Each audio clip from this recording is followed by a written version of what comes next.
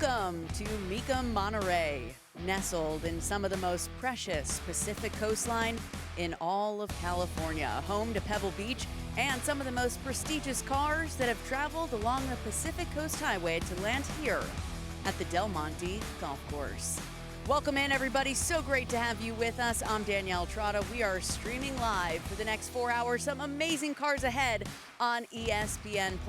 Cars from both sides of the pond that are going to cross the block, but we wanted to start today's show with a one-of-a-kind consignment that's going to cross the block at Kissimmee in January 2026. Our very own Steve Matchett is standing by with the car itself, but first, take a look and listen to this.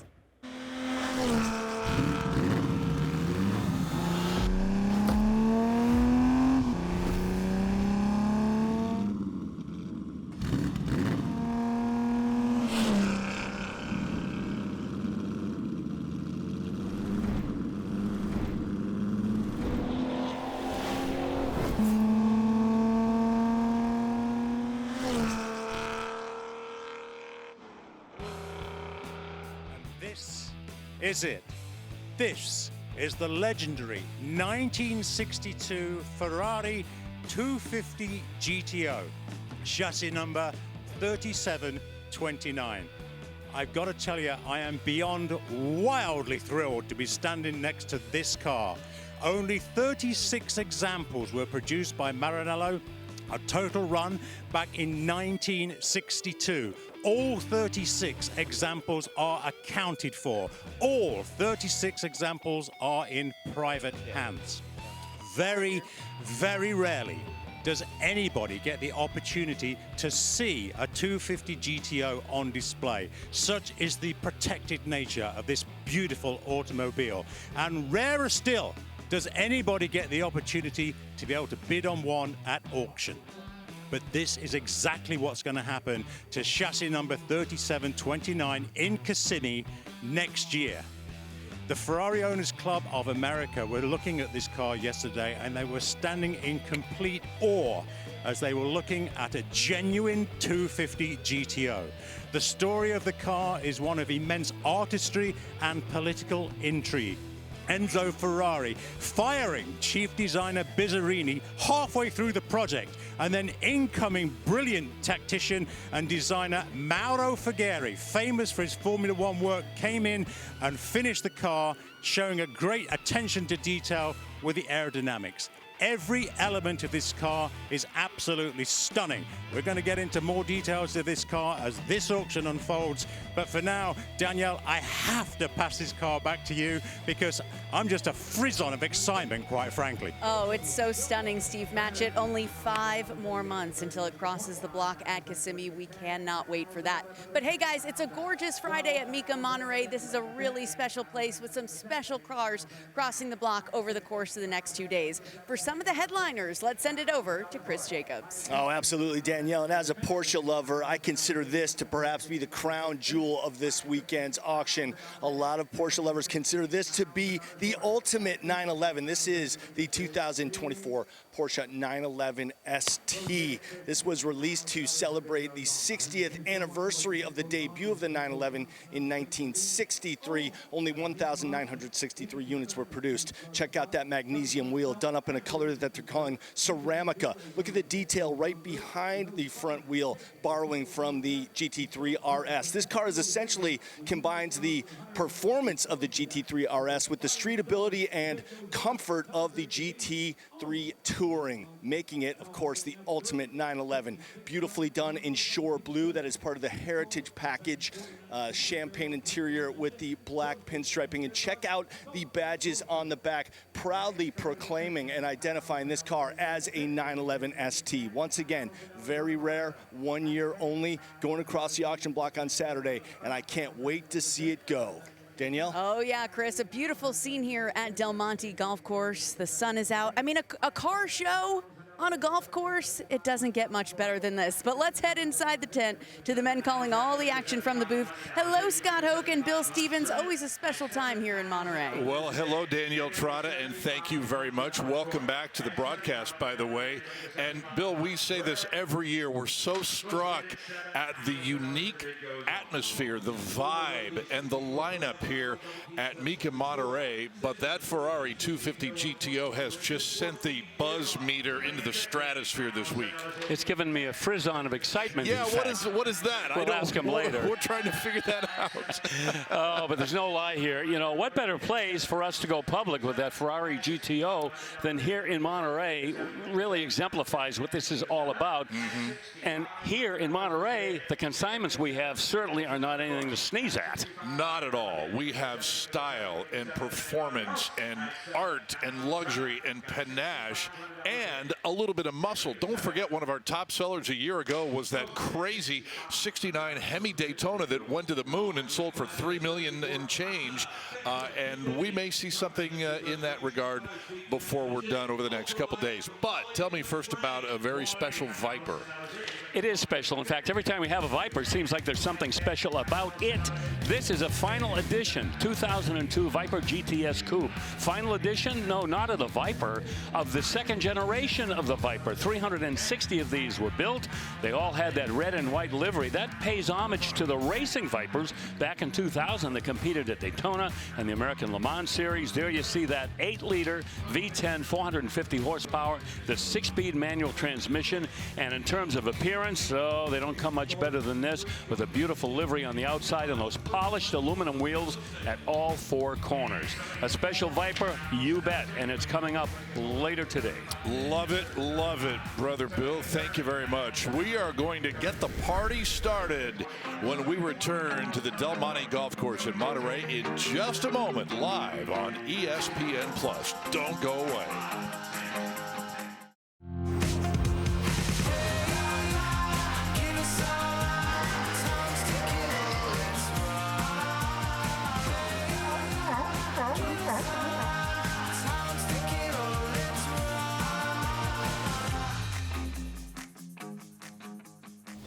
Welcome back to Monterey, California, a gorgeous backdrop for Mecum. And they think of everything here, including the beautiful Mecum pillows. I mean, come on. We're ready for all the action today and tomorrow. Come on back on Saturday.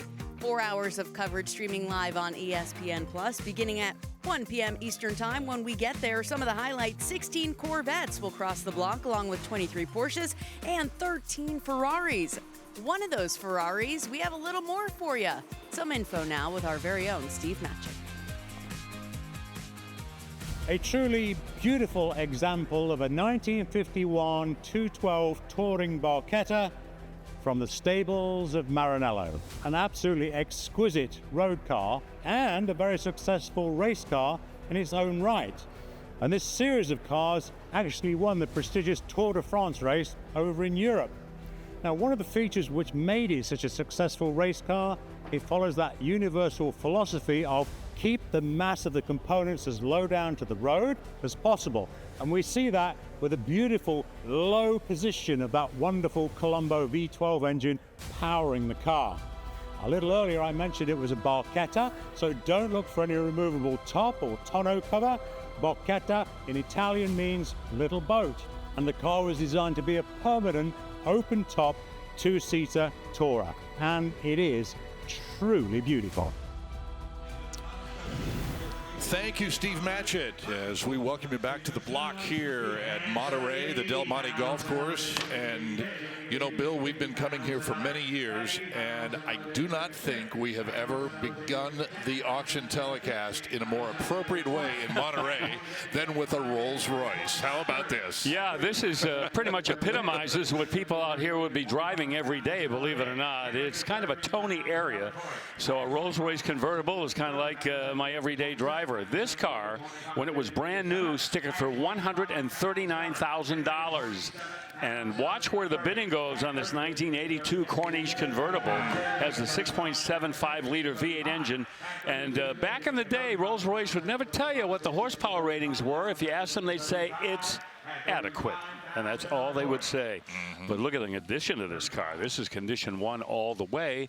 And right now the money's a little over $30,000. What does it have for extras? You name it. Burl walnut dash and door inlays.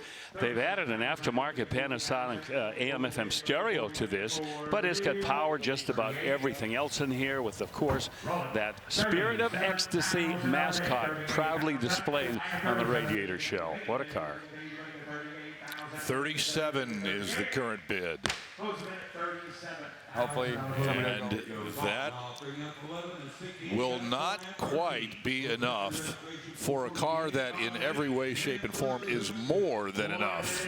Right, and a lot of life left in it, too. You can see how well that's been maintained.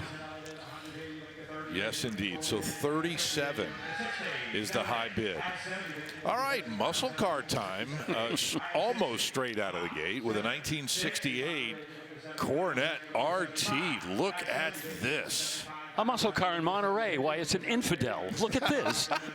But it belongs. It really does. How about that? The RT, that's the performance Dodge Corvette 1968. It's got the wedge head, 440, 375 horse, an engine that, boy, I'll tell you, Chrysler used that engine in so many different cars over the years. A lot of torque, a lot of power. It's got the Carter AFB 4-barrel, which it would have come with from the factory. Torque flight, automatic.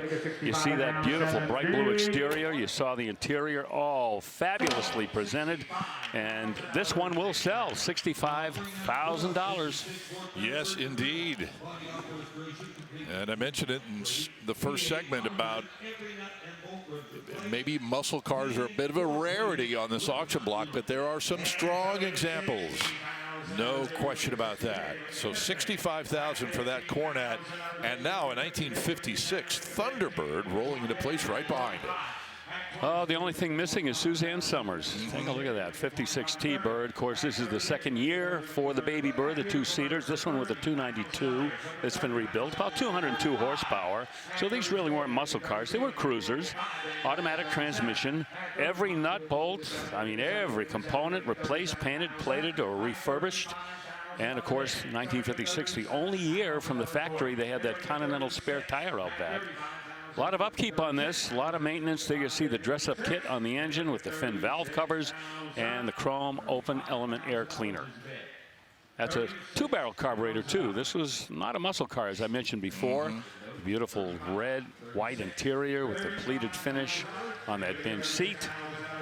And 1956 was the year that people kind of fell out of love with that spare tire. That's why they only had it that 1 year, because if you were putting anything in the trunk, you had to lift it over the spare tire. So anyway, now collectors, they're warming up to the spare tire in the back on the 56. Isn't that funny how things go like that sometimes? Yes, we've talked about it.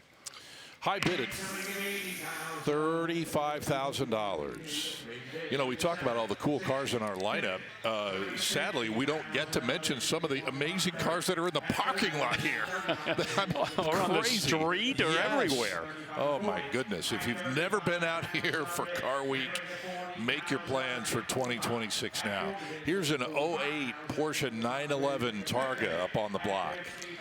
The 911, pretty much says it all. So many different variations of the Porsche 911 going way back to the mid-60s. This one with a 4-liter, that flat 6. A lot of maintenance and upkeep on this automobile. The odometer reads skosh over 54,000 miles.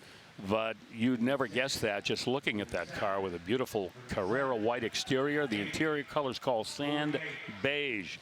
Paperwork aplenty, owner's manual, service records, all the things you want to take a look at. And this is a car, again, that when it was new in 2008, the sticker was way above where we're at right now on the bidder board. We're going to sign you with a phone call. We're going to call the seller. 45,000. Okay, so I think they may be selling that on an if, which means they're going to contact the seller to make sure everything is okay, if I heard Jimmy Landis correctly. So 48,000 will be the number. on that Porsche. Okay.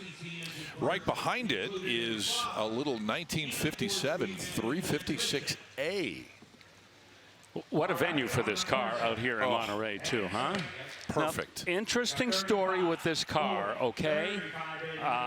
The engine in it right now is a mid-1964 Volkswagen Carmen Ghia Flat 4. However, it needs some work. All right, and the consignor is making that very plain. A Porsche Type 589/2 1300cc engine, the parts of it is included with this car. So you can do a little mixing and matching on the powertrain on this car, probably why we're seeing the bidding not as high as we might ordinarily see it. The rest of the car, Scott, you can see the condition of it in terms of paint, interior, and those beautiful chrome wheels. The car speaks for itself.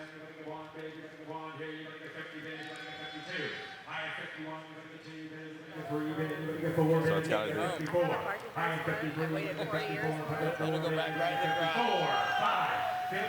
be. Even with what needs to be done on the powertrain, you're not looking at a car that really needs a whole lot else.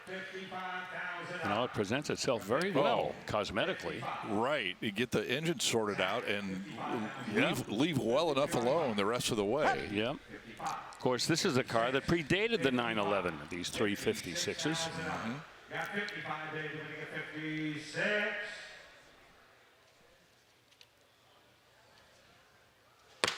Guess I'm going to close the bid at $55,000. $55,000.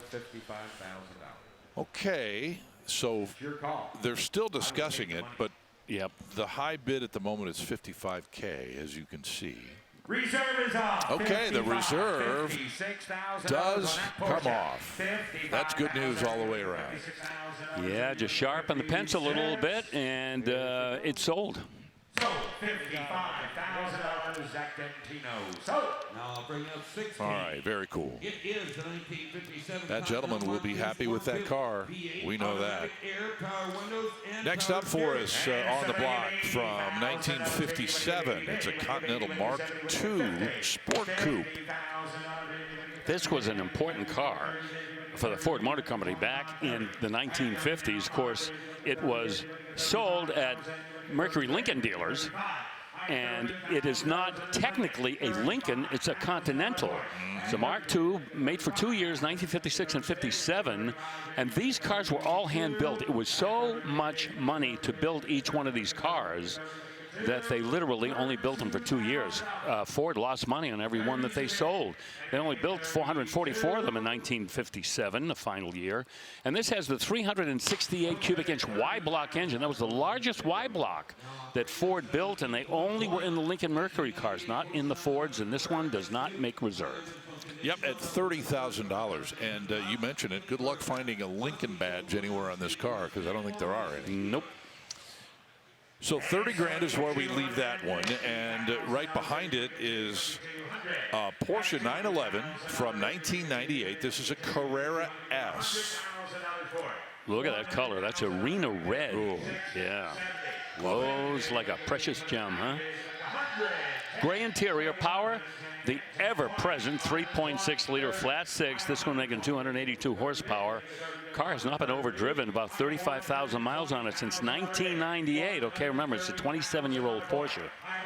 It's got the factory turbo wide body and brakes and some extra cost options. Remote entry, just one of them.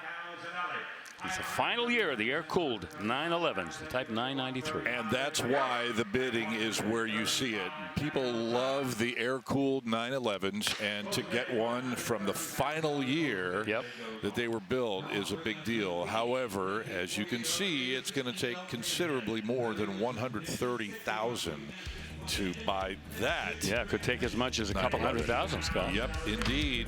So that'll head toward Bid Goes On. The clouds and the sun are here in abundance in Monterey. The cars are too. More coming up.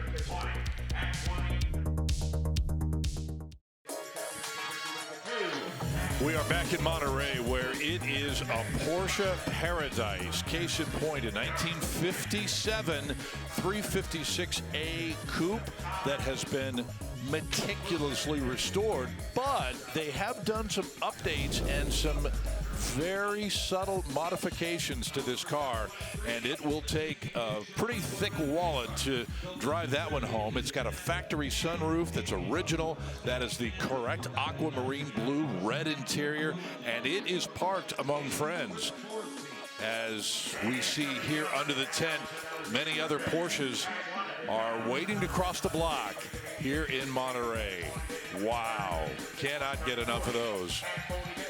And we'll be documenting many of those as we go throughout the weekend here in Monterey. Right now, as hard as it was for us to keep Chris Jacobs out of that area for the time being, we did it, but he's standing by with another significant car. Chris? Yeah, Scott, you know, tons of exotics coming across the block this weekend. But we got some muscle for you, too. It's a 1966 GT350H. That, of course, stands for Hertz. Back in 1966, Hertz Corporation got into business with Carroll Shelby, and it was mutually motivated. Carroll wanted to sell cars. Hertz wanted to produce their brand, and the result was this car, powered by a 289. This one is an automatic. They ended up producing about 1,000 of them, so definitely rare. And contrary to popular belief, they weren't all Raven black. They made some green ones, red ones, white ones, and blue ones as well. But this, of course, is the iconic setup with those gold stripes on there, powered by that 289, as I said. This one's got the Hertz logos in the mag wheel there. Very cool car. These are highly sought after in the collector market,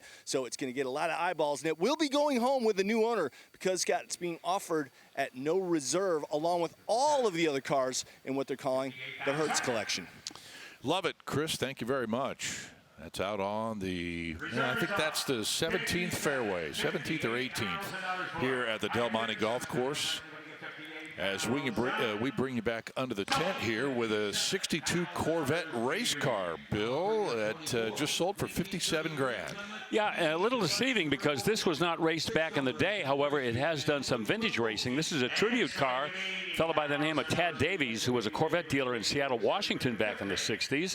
And so this one was built to pay tribute to what Tad was doing back on the racetrack then. It's been in some motorsports reunions and vintage races as well. Has the correct 327, 360 horse fuel injected engine and a 4-speed manual and 411 positive traction. It's a pretty common drivetrain setup back for these racing Corvettes. You see the Halabrand kidney bean wheels. Again, wheels that harken back to the 60s when not only Corvettes, but Cobras were raced with that particular style wheel. Even those old Scarabs, Lance Ravenlo was running wheels like that on his race cars. So yeah, a lot of history replicated here in that car. And it did sell for 57, and right behind it is a 1933 Plymouth. This is a PD Deluxe convertible coupe, and the reserve's off. Not a particularly expensive automobile. Plymouth back in 1933 was going at it against Ford and Chevy and all the other manufacturers.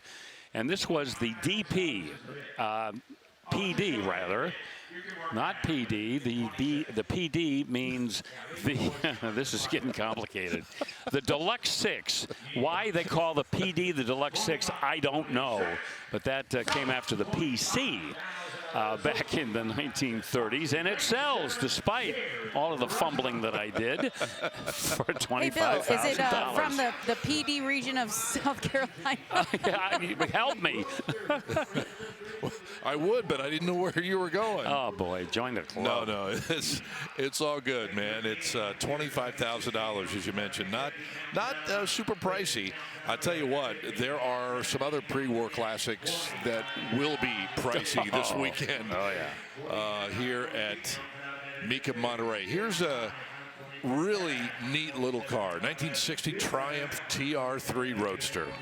And this may be one of the best restorations on a TR3 we have ever seen, because these cars are not expensive. Again, they are certainly collectible to any two-seat sports car enthusiast. The Triumph TR3 is a car to be wanted, but this one right here, look at the presentation on this. Has the 100 horse, 1.9 liter inline 4-cylinder engine and a 4-speed manual transmission, and we are seeing the bidding going beyond what we normally see here on a TR3. Side curtains in the top were never used. They're not replacements. Those are the original ones. How about that? 36 pounds without a reserve is off. 34 pounds. 36 pounds without a 34 pounds and 5. 35 pounds without a This is one of those small bore British sports cars, which back in the 60s really opened the door for this kind of automobile here in this country. Of course, we know all about MGs and Austin Healey's and what have you, and the Triumph right up there with the pantheon of two-seaters. Indeed they are. $34,000 just bought that little Triumph. Next is a 93 500E. Well, we don't see a lot of these. What a story behind these automobiles. These cars were developed by Mercedes and built by Porsche. I'll repeat. Developed by Mercedes and built by Porsche. 5-liter, 322 horsepower V8 you see right there. These cars were a performance car. They were considered to be a high-performance four-door, which back in the early 1990s, you know, you didn't have a whole lot of choices to get a car that could perform like this with 2 extra doors. Black on the outside, black on the inside. This has got the wide fenders, the flared fenders on it, and the original Mercedes-Benz wheels. These cars were sometimes known as 500E or E500s, depending on what year they were built in. And again, this is under the money. It takes some more money to own that car.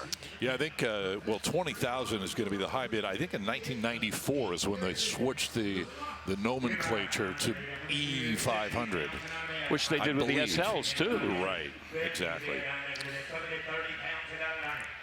Okay, so the bid goes on that car, and 1973 Chevy C10 pickup truck. Even in Monterey will we have some pickups. And the first one of the day really follows the recipe that we have seen so many times with these Chevy C10s. Frame-off restoration, Chevy small block, 350, Edelbrock high rise, nothing too radical in the engine department, although sometimes we do see total monster motor builds, but not this time. It's been well detailed underneath there. Automatic transmission, the turbo hydromatic 350. Colors of forest green, ivory. Contrast with it, you see the interior with the cloth bench seat. And big nasty cup holders there to hold that big gulp from 7-Eleven. Nice choice of wheels as well. Those are Boss Motorsport 20-inch chrome alloy wheels. Very simple treatment in the bed. Looks like just spray on bed liner pretty much in there.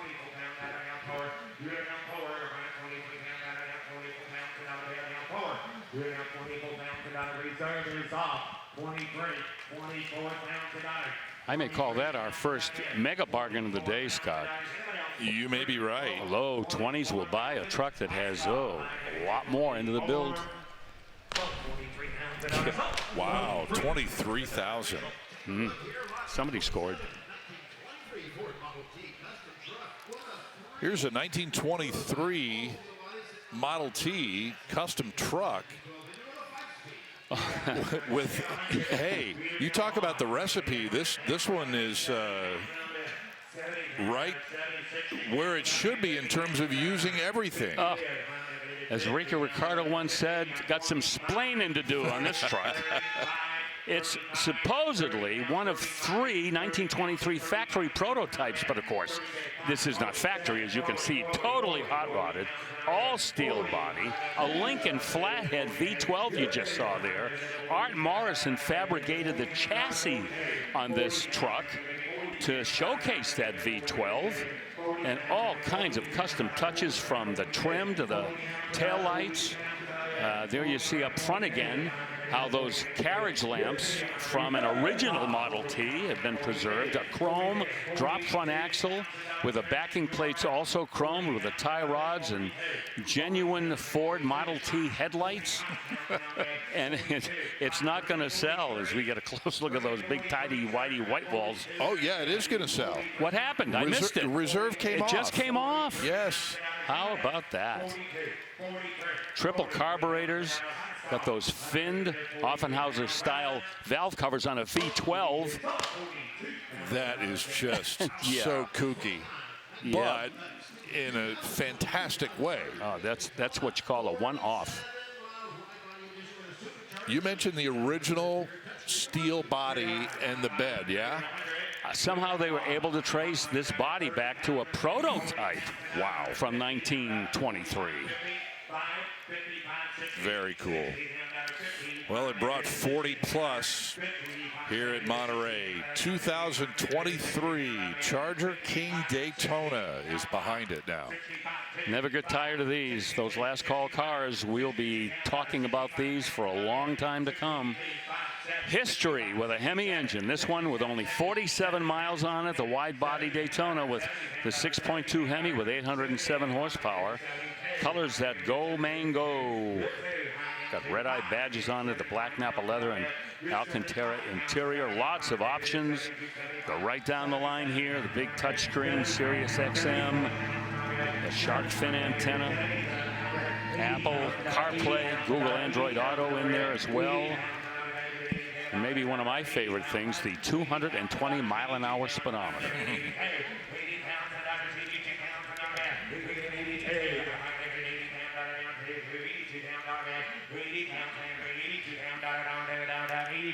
It's on the fringes right now of where these are trading, even with that 47 miles on the odometer. Yeah, see, now the reserve is off.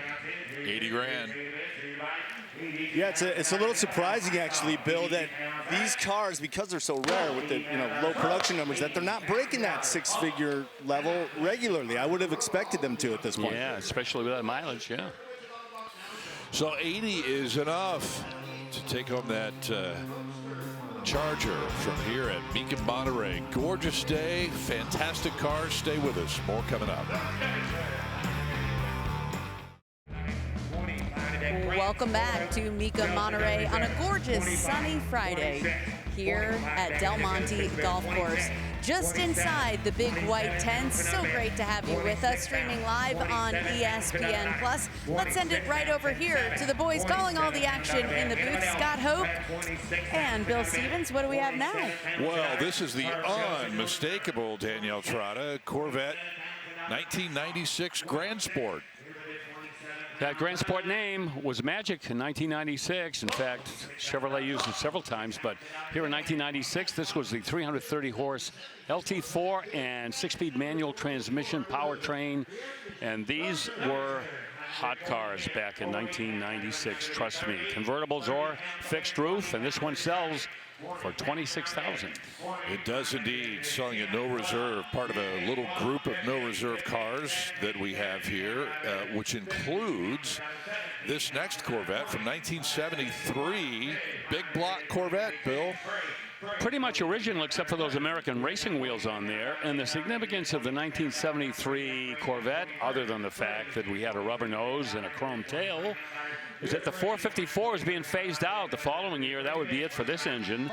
And you got to remember that just 3 years earlier, you had a 450-horse 454 in the Chevelles. This one, 275. But let's remember, back in the early 70s, there was a lot of hocus pocus going on with horsepower ratings. They were being dropped. Compression was coming down. Some people claim the horsepower really wasn't as dismal as the factory ratings were, but no question, this engine is a lot milder than the one from 3 years earlier. This one with an automatic, power steering and brakes and factory air. And this one selling at no reserve. And boom, I heard a gavel. Yes, you did. And 27,000 buys that metallic yellow 73 Corvette. Factory 5. We all know their work with the Cobra replicas, and occasionally we'll see a Daytona replica like we have right here. Yeah, the guys in Massachusetts, not far from where I live, they kind of set the pace here for Daytona coupe replicas. And this one right here, done very nicely. You're going to see the detail in this and the build quality. It is outstanding. That is a 408 cubic inch V8 sitting in there with a 8-stack electronic fuel injection that replicates Weber downdraft carburetors, 5-speed manual transmission. And if you wanted a real Daytona coupe, Well, you're in 8 figures. We all know that. And what happens a lot of times with these cars that become just totally out of reach of any mortal human being, you see the replica market heat up, and that's what happened here with, of course, the Cobra Roadsters and the Daytona Coupes. Yeah, you're absolutely right, Bill. The car that this replica pays homage to is a legend, you know, so rare. Peter Brock design, of course, and the story behind it is after they were done racing at Le Mans, Shelby didn't want to pay to get them back to the U.S., so he told the guy shipping them over, push them over the edge of the ship. Fortunately, he was smart enough not to do that, and we've still got some original Daytonas around. That was Alan Mann, who managed that team in Europe that won the World Championship, and he said, I'm not going to put them in the ocean. I worked too hard to make these champions, so luckily they were saved. This one sells for $52,000, and they have already moved on to a 1969 no reserve Camaro. Classic muscle, simple but effective. Small block 350, 4-speed manual. And beautiful blue there. That could be Le Mans blue, might be Marina blue, or any number of those blue colors that came from Chevrolet. This one also has buckets and a console, power convertible top, and Riddler wheels. Like I said, nothing complicated, simple, tasteful, and into the $50,000 range. Wow, getting some love.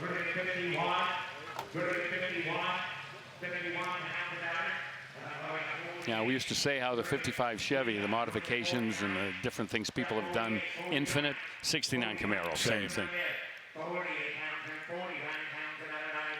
You can trust that 350 badge on the front fender. Yes, you can. Ice cube trays are cool. Yep. Yeah, this is not a real SS. No. And we see that a lot. And a convertible Sorry, man, that glare is 69 Camaro with a 4-speed hammers for $48,000. Our man back there, Paul Guck, helping out that deal. Well, we saw the 56 T-Bird a little while ago. Time for a 57 now in one of the all-time colors in the T-Bird, coral sand. The color and the name of the color, both. Yes. You know, it's so inspiring. This one with the 312. Okay, the 292 came in first, and then the 312 came in after as an option. This one with a 4-barrel carburetor. You got a good look at it there. 245 horsepower with the Ford O-Matic automatic transmission. And this one also comes with that ever popular porthole hardtop. This market is still in the affordable category for collectors right here. Even the E-Code birds, the dual quad cars and the supercharged cars, you know, unless they're an Amos Minter restoration, still pretty much within the reach of collectors who want them badly enough. Everybody else, 29. Are you betting? 29 going to be 30. And 29 to make it to 30,000 on the bed down at 30.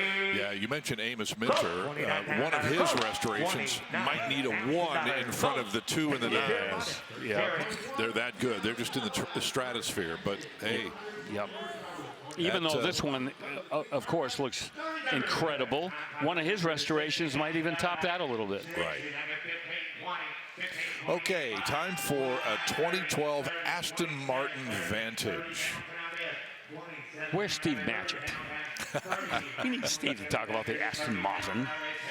Oh, these cars are so cool. Oh, are they gorgeous and fast. The Vantage is the performance trim level for the Aston Martin. When you see Vantage, you know that they're kind of sacrificing, that's probably not the right word, they're probably compromising luxury a little bit in the pursuit of performance. So cars are a little bit lighter, a few more lightweight components, 420 horse, 4.7 liter V8 with the 6-speed automated manual transmission, which has found such great favor now with exotic sports cars.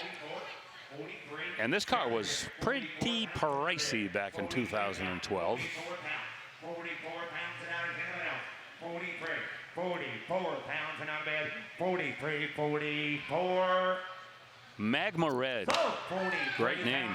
Talk about that Thunderbird. Magma Red, huh? Yes. Yeah. That works. And so does $43,000.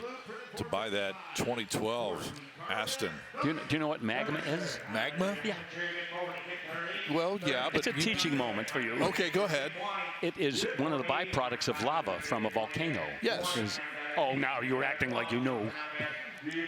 Go ahead. No, I'm sorry. I'm sorry I brought it up. Oh, it's fine.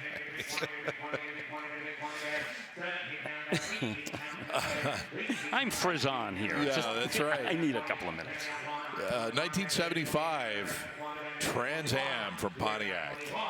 Oh, Scott, this missed by 1 year of being a Super Duty. Yeah, that would have been nice. However, this 455 has been blueprinted. These were not, unfortunately, Super Duty horsepower cars. You know, they were around 220 horsepower, give or take. This one with a 4-speed, though, and some power options like the steering and brakes and the shaker hood. And Flowmaster mufflers have been added to the exhaust system. But in 1976, the 455 came to an end, and then we saw the Bandit cars come in, and they were carrying the weight for the Trans Am for a few years there. Big time. So they're 23.5. this one's going to sell at no reserve, and the condition of this car, I would say, is pretty impressive too.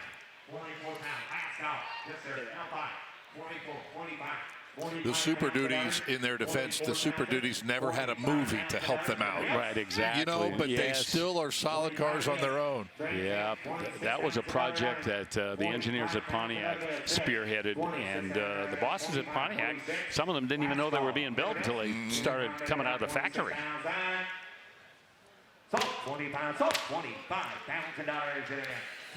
Okay, 1975 Trans Am rings the bell for $25,000. Let's go back to 1957 now. Not a 57 Chevy or a Ford, but an Oldsmobile Super 88 that looks absolutely spectacular. Well, I'm chuckling because in terms of performance back in 1957, Ford and Chevy had few cars that could compete with this Oldsmobile Super 88. This is the 371 cubic inch rocket V8 with the tri-power, the J2 3 2-barrel carburetors with 300 horsepower. Automatic transmission, lots of power accessories in this. This one, the Super 88, just one trim level down. The Super 88 from the 98, which throughout history has pretty much been Oldsmobile's top trim level. But I'd love to see the top down on this. Oh, you know, you and me both. Oh my, Alcan wide with the red and white interior. But I mean to tell you, these were hot cars back in the 1950s. Those Oldsmobile engines, plenty of torque. Reserve has been lifted. Fender skirts, has the deluxe push button radio.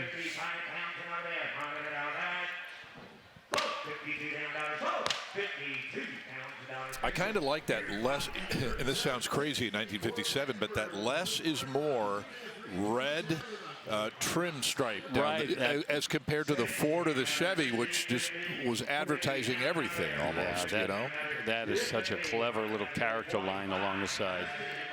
Love it. Well, the reserve came off and it sold, and we move on now to a 1963 Corvette convertible. Believe it or not, this is not a modified Corvette. This is not a Corvette that has a chapter devoted to it in Corvette history, but it has a nickname. It's known as Martha. Martha the Corvette. I know. And nothing that spectacular about the powertrain. It's got an automatic. It's got a power glide in it with a 327. Does come with the auxiliary hardtop. Saddle outside, saddle inside. Power steering and brakes. And the restoration on this is exceptional. And how about a 63 Corvette selling somewhere in the 40s? Wow. In this condition. 42, 43 pounds and $10. Correct full wheel covers and white wall tires. 42 pounds. Do you name your cars? A lot of people do. When they don't start, I do, but you don't want to know what I call them. Good answer. All right, Martha sells for $42,000. Who knows what the new owner will call that car? I wonder.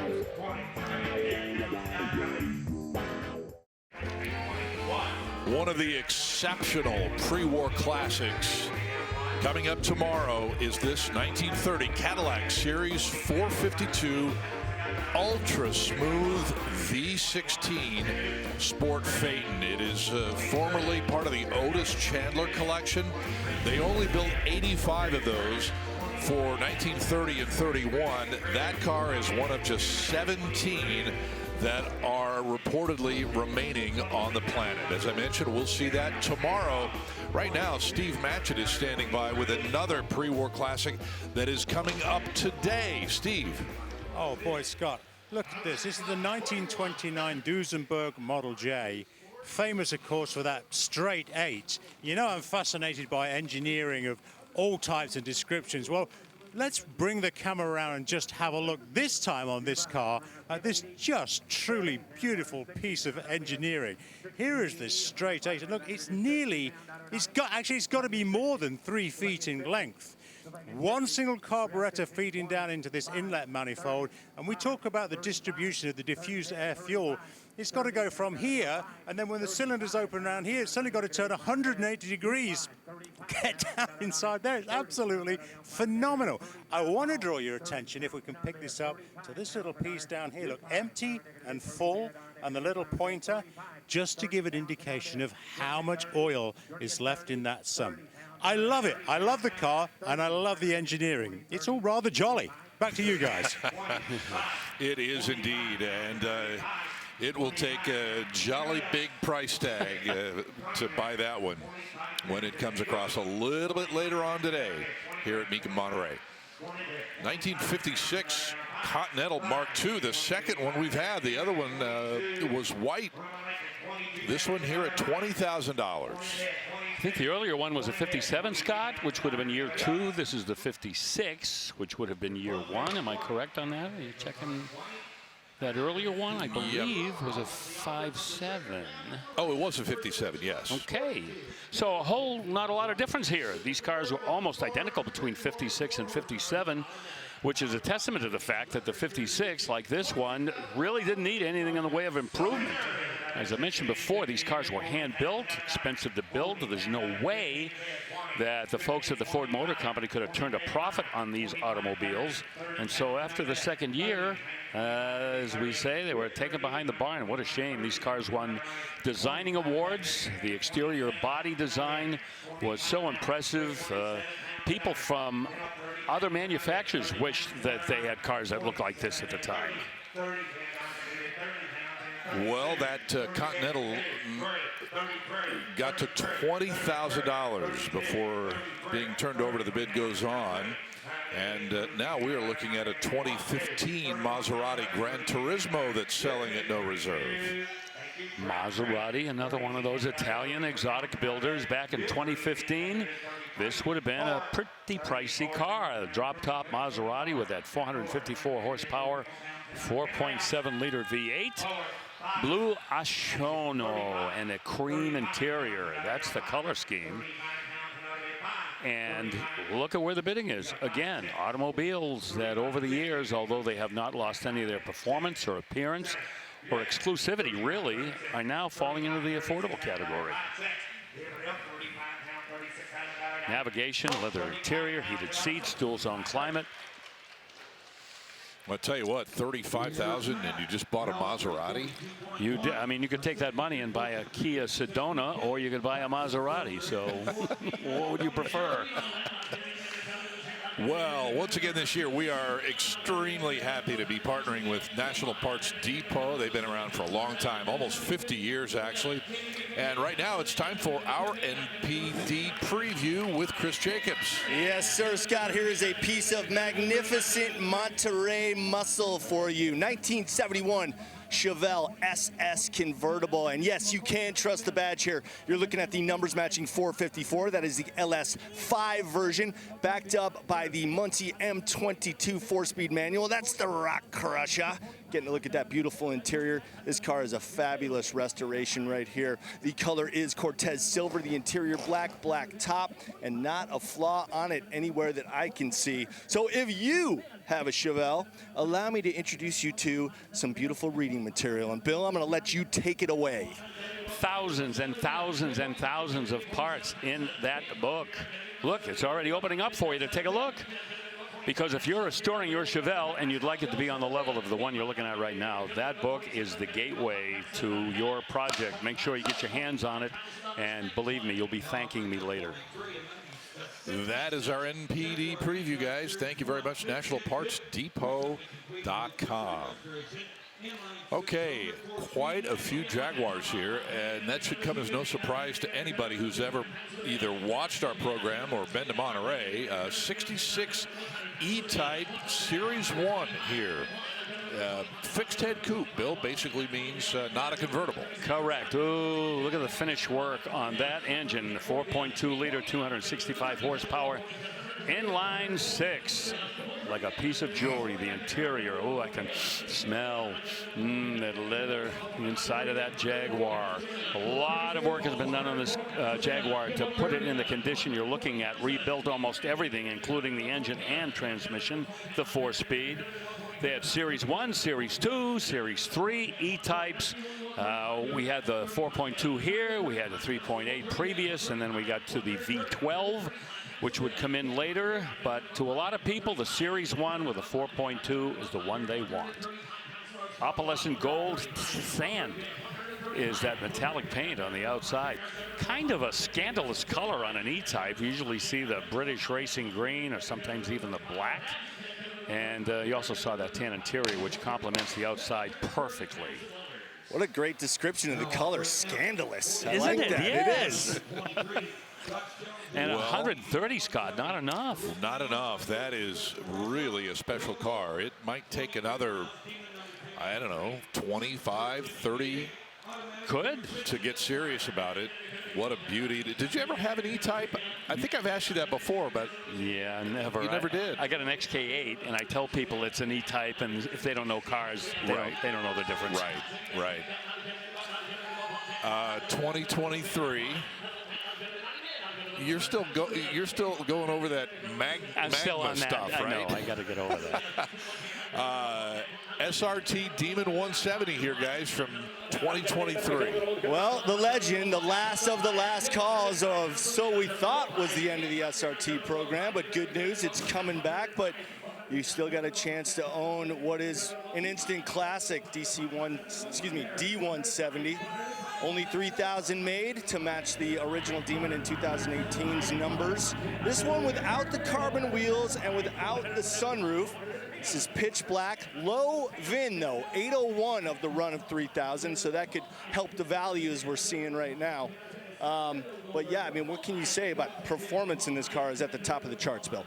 Oh, whenever you're talking about anything with over 1,000 horsepower in it, you're in a completely different solar system, and this car certainly fills the bill. The only thing we can compare it to now are those new Corvettes, you know, the ZR1s and the ZR1X, I guess, or ZR1E. That's going to have 1,250 horsepower, and you know, it's hard to keep up with what's happening, but this was the pace setter, no doubt about it. And this has all the go fast parts, the after-run chiller, air grabber hood.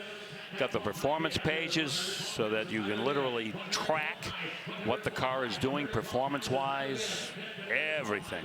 Yeah, and of course that D170 name comes from the 85 rated gasoline. That is, of course, corn-based. That's the significance of the yellow eye in the Demon right there, and the 170 below it. And this car's got a lot of Easter eggs, alcohol injected, etched into the intake on the hood.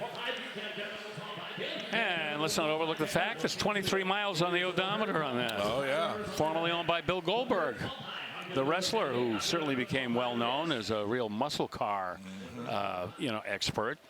Yeah, and Bill, you know, you go back to comparison of the latest Corvette that's out. That's really not a fair comparison because this is a straight line car and that Corvette is a track car. But as far as horsepower numbers goes, GM just had to one up Dodge there and just go over the top. But it's insane to think about. I mean, if you told someone 10 years ago that you're going to have a car that's 1,024.5 horsepower, they would have looked at you like you had two heads. Chris, I'm Bill Stevens. I don't have to be fair. Hi, Bill. We all know that. Thanks.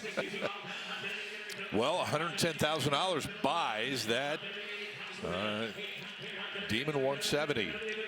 110, our highest sellers so far today. And up next, a Cadillac Series 62. You know, we haven't seen a Series 62 in a little bit. Appropriate that we do here in Monterey. Yeah, and you know, we probably should see more of them because the Series 62 was built for 24 years by Cadillac, 1940 to 1964. And this one, there you see the 365 cubic inch V8. That was the engine that debuted in 1956. Prior to that, it was the 331 V8, so they just punched it out a little bit, made 285 horsepower. Look at the interior, that white interior with the blue accents, with a Tahoe blue and Alpine white paint on it. Yow. What a caddy. Hydromatic, 3-speed automatic in it. Has modern air conditioning, which I think is a tasteful upgrade because those older systems, you know, you got to convert them to take the new Freon, or you just have to live with the fact that they don't really blow very cold. Okay, the left-hand gavel with Matt Morvek, $52,000. All right, coming up, roaring slowly into the middle of the block area, 2015 Copo Camaro. Oh, hide the women and children. Here it comes.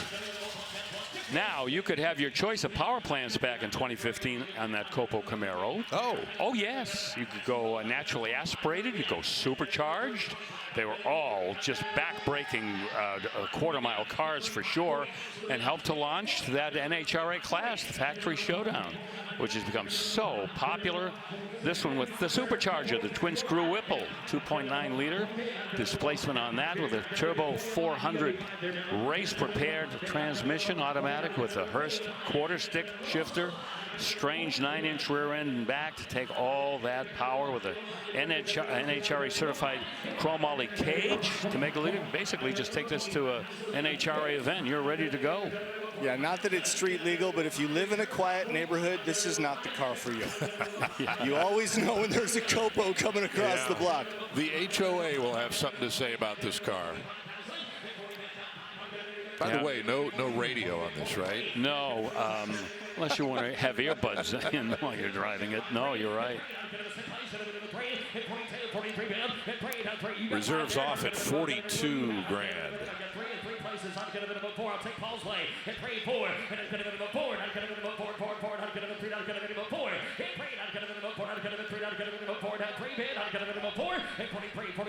Last call, go forward. Net 44. Sold 43. Sold 43. Thank you. Okay, Paul Guck back there hanging out with the new owners of that 2015 Copo. Maybe a little racing in their future, huh? It could be. You know what? And that is a big-time bargain, too. That was a 6-figure car when it was new. All right, here's another D170, guys, 2023. Do not adjust your set.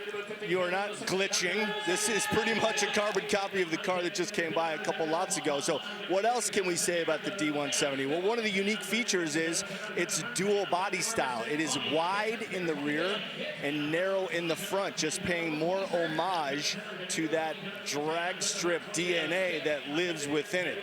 Also, the wheels are staggered. Big fatties in the back there, the Mickey Thompson kind of, you know, quasi slicks, I guess you might call them in the back there to get as much grip as you can when you're at the track.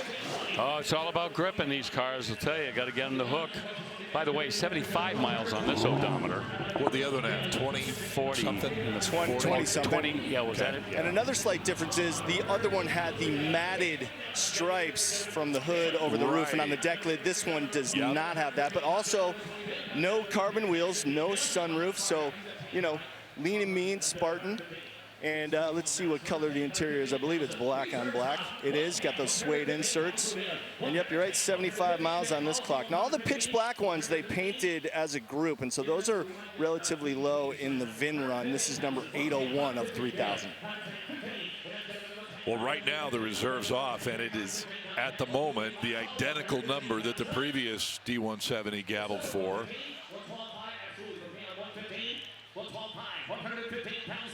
115,000 M, 115 to bid. Car to mark, reserve is off, 115,000 on the bid. 112.5, 115,000 others I have. And I'm going to bid 15, 112.5, bid 15, I'm going to bid 15,000. Sold 112.5, sold 112. Well, by a nose. 112.5 buys this particular D170. And don't forget that Dodge is the official motor vehicle manufacturer sponsor of Mecum Auctions, and we are thrilled about that. Thank you, Dodge. We appreciate your involvement with what we do here and everywhere. Back with more from the Del Monte Golf Course, Monterey, California, in just a moment.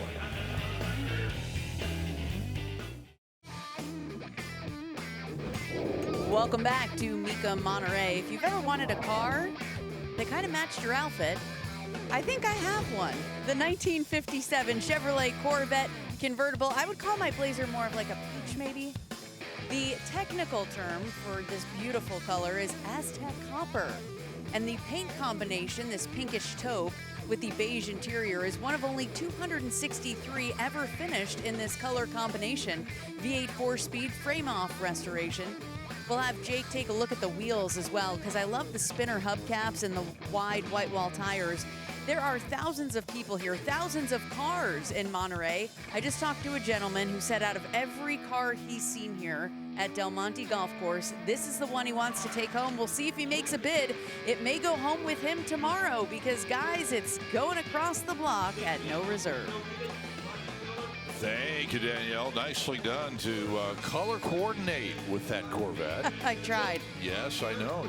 It's been on the lineup for a while. That'll be coming across the block here in Monterey. Always good to see that. Let's bring you back under the tent here. And 1972 Ferrari Dino 246 GT is selling at no reserve. Bill Stevens at $200,000. Yeah, this automobile, a very important car for the folks at Homes for Our Troops, a nonprofit organization that builds and donates specially adapted custom homes to the severely injured post 9/11 veterans. You may have seen some of their announcements on television. They do great work, and the proceeds will be donated by the seller to that organization. And of course, the Dino Ferrari, named after Enzo Ferrari's late son, Alfredo Dino Ferrari. And some people mistakenly think that Dino designed this car. He did not, but he was instrumental in the design of the engine in this car. And unfortunately, he passed away before the first Dino Ferrari actually made it out of the factory. This with a 2.4-liter overhead cam 6 that he helped to design, 5-speed manual transaxle. And a car that has certainly passed from the affordable Ferrari category into the unobtainable Ferrari category. And then some. Yeah. Yeah, these were not high on the collector's radar screen for so long, but one of the things that they say hurt it was that engine, the 6-cylinder engine. Who wants a 6-cylinder Ferrari? But again, it has found its way into the hearts of so many collectors now. Hey, you know what's amazing is when the value popped, it ratcheted up at astronomical speed. I mean, within 2 or 3 years, they were trading at triple of what they were previous to that. So it's really amazing. Yep.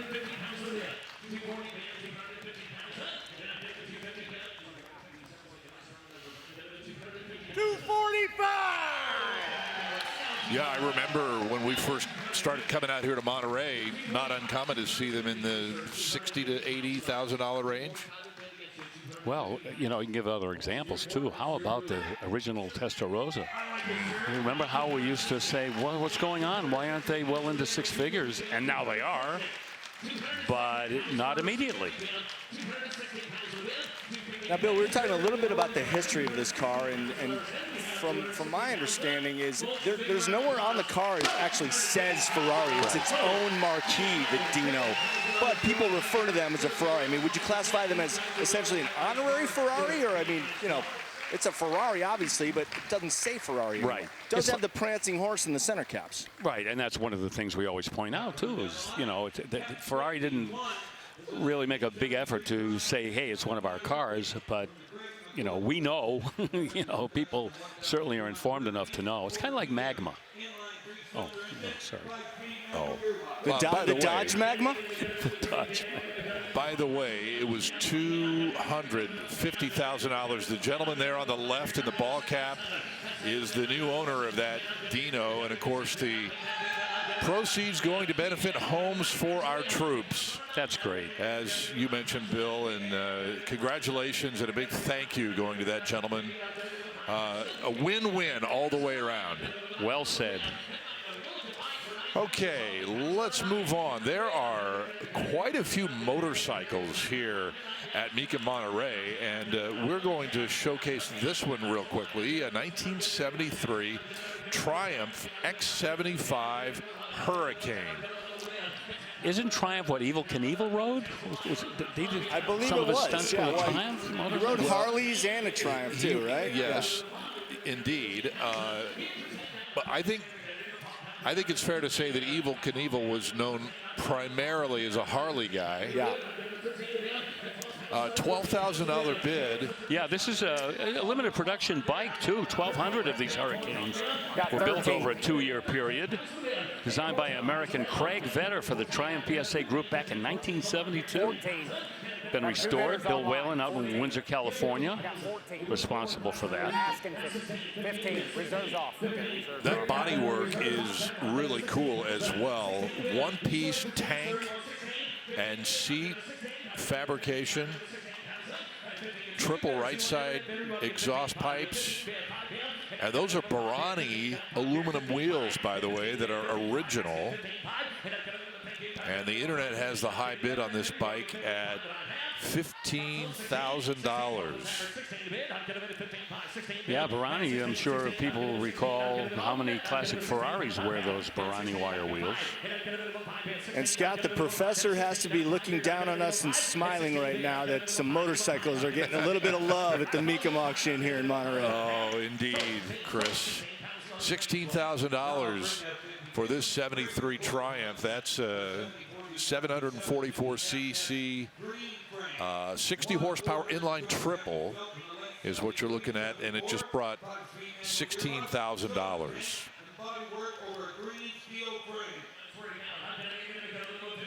And so we will move on to a very important motorcycle in the Ducati world and in the motorcycle world as well. And you see it from 1974. It's a 750 SS, but it's that green frame Ducati that is so desirable. Boy, that looks fast just sitting there, huh? 601 miles on the odometer, and one of 401 that were built between 73 and 74. Silver tank, bodywork, green steel frame. There's a kickstart. You see the fairing on the front. It's beautiful color coordination with the rest of the bike. Upswept chrome exhausts.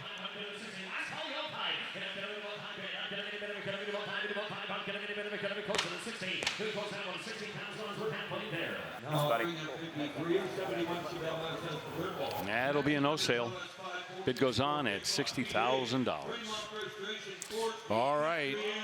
So we move from that to the 1971 Chevelle Super Sport, which was your NPD preview car, fellas. Yes. This is 1 year after the LS6 Chevelle, which pretty much rocked the world with that 450 horsepower 454. This was the top engine option in 71, the 365 horsepower 454. Actually 5 horsepower more than the 1970 LS5, but you know, as I always say, horsepower ratings back at that time period, you could, pretty much pick a number and you'd be right. But this one is numbers matching. That is the powertrain this car was born with the M22 Rock Crusher 4-speed transmission, and the reserve is off on this convertible. And again, nice to see the top down, but again, a lot of times consigners don't want to wrinkle that rear window, and that one looks really fresh. Yeah, a lot of originality on this car. That's its original cowl induction hood as well. Beautiful frame off resto here. All right, 63,000 is good enough to drop the hammer on that 71 LS5. Okay, 1962 Corvette Fuelie is coming up next on the block for us. There you go. Yeah, the last 62 Corvette we saw was a full race car, the tribute car to Tad Davies. This one is factory correct. Ermine white, black interior. And we're going to sneak around here and take a look at that 360 horsepower 327. The first year for the 327 in the Corvette. That is the correct fuel injection unit, too. Sometimes they've been replaced. We've even seen some of them come through with aftermarket fuel injection, but not in this case. 4-speed transmission. Does have a Hertz shifter in it, which again is an upgrade that we saw a lot of even back in the day. This one has a Hertz shifter and the Wonder Bar signal seeking radio, which is the primitive version of the seek and scan radios that we have today. And 62 represented yet another design change. You can see that the cove is the same color. And why is that? Well, there were no more two-tone coves because they had removed the molding that surrounds that cove, and they went to that 18 fin design in the front side of the cove. So gone were the two-tone coves, but very striking design there. 1 year only, 1962. Yeah, 62, you know, we had the painted headlight rings there, and the back of the car was a harbinger of things to come because the 63 Stingray vibed a lot of that rear end treatment. No question about that. I would say it's going to take a little bit more work. So the highest bid, 77, that's you. That does not buy it. However, 85,000 does, and you're the only person Yeah. that can Mecum rule, you raise your bid to $85,000, sir, the only car. If you counter, He's seen the Mecum rule before. He knows how it works. it's kind of like a right now. Yeah. And if you counter, if you counter, but he is at $85,000. If he raises his bid to $85,000, he owns the car. There's a whole Nobody bids against him. As soon as you say yes at $85,000, we sell it. How? I got 82. Oh, but that's not what we're asking, though. Okay. Well, he kind of split the difference between the Mecum rule and where he was. I know that was his. And the reserve is off, but it's still open. Anybody else, 82? Well, that was enough. 83,000 bid. Reserve is off, 82. Anybody else, $83,000. The car to block, 82. $83,000, and it is 83. How can Nick is he all done? Let's see if his strategy paid off here. It did. $83,000 great. 82,000 for that Fuelie Corvette from 1962. I would say fair money. Yeah. You know, both sides I think agree. should be satisfied. Well, the next machine from 1949, a GMC 100 pickup. Looks like it just came from a Christmas card photo shoot, doesn't it? Curry and Ives. Hey, you know, the top side of this truck is exceptional. I want to show you the bottom of this truck just to show you that nothing was overlooked. Oh, my. Wow. Huh? That is show-worthy all day long. You see how that spare tire mounted underneath there. That spare tire is the correct wheel with the correct paint and the correct tire. Nothing was Mickey Mouse as you see the entire undercarriage and frame, running gear, and look at the bottom of the pickup bed there and that hardwood. All immaculately presented there, the exhaust, and all the running gear. My goodness. That's blue ribbon all the way. And it gavels for 38,000. That is sweet. All right, let's bring out the next offering from Maranello. It is a 550 Maranello, actually, from Ferrari and the year 2000. Oh, my. One of my favorite Ferraris, front engine, V12, manual transmission, GT Ferrari with a 5.5 liter V12, 478 horsepower. This was a stud back in the day. Some variations of this, but at the same time, the basic ingredients remain the same in these Maranellos.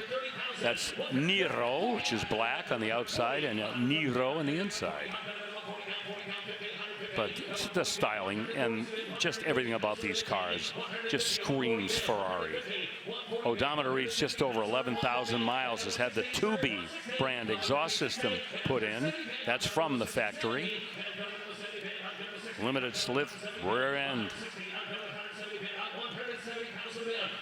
6-piece luggage set comes along with us as well.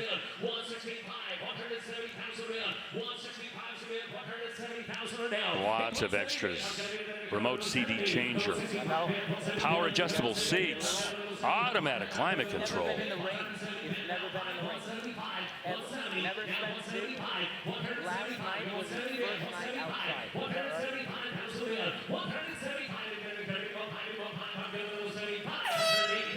175. You want to sell, sir? You want to service it again? 180,000. 175. 180. 175. 180. 175. Somebody to do 180. Stay there. Call in us $180,000 and I have. Okay. That's what I thought. Reserves up. 180,000. Okay, a little back and forth there, and everything gets straightened out. We're sitting at 175. Come on, give it to us. We got it. All right, there it is. Phone bidder on the other end of the line, Jamie McLeod, helping out at $175,000. We're going to come back here after a short break.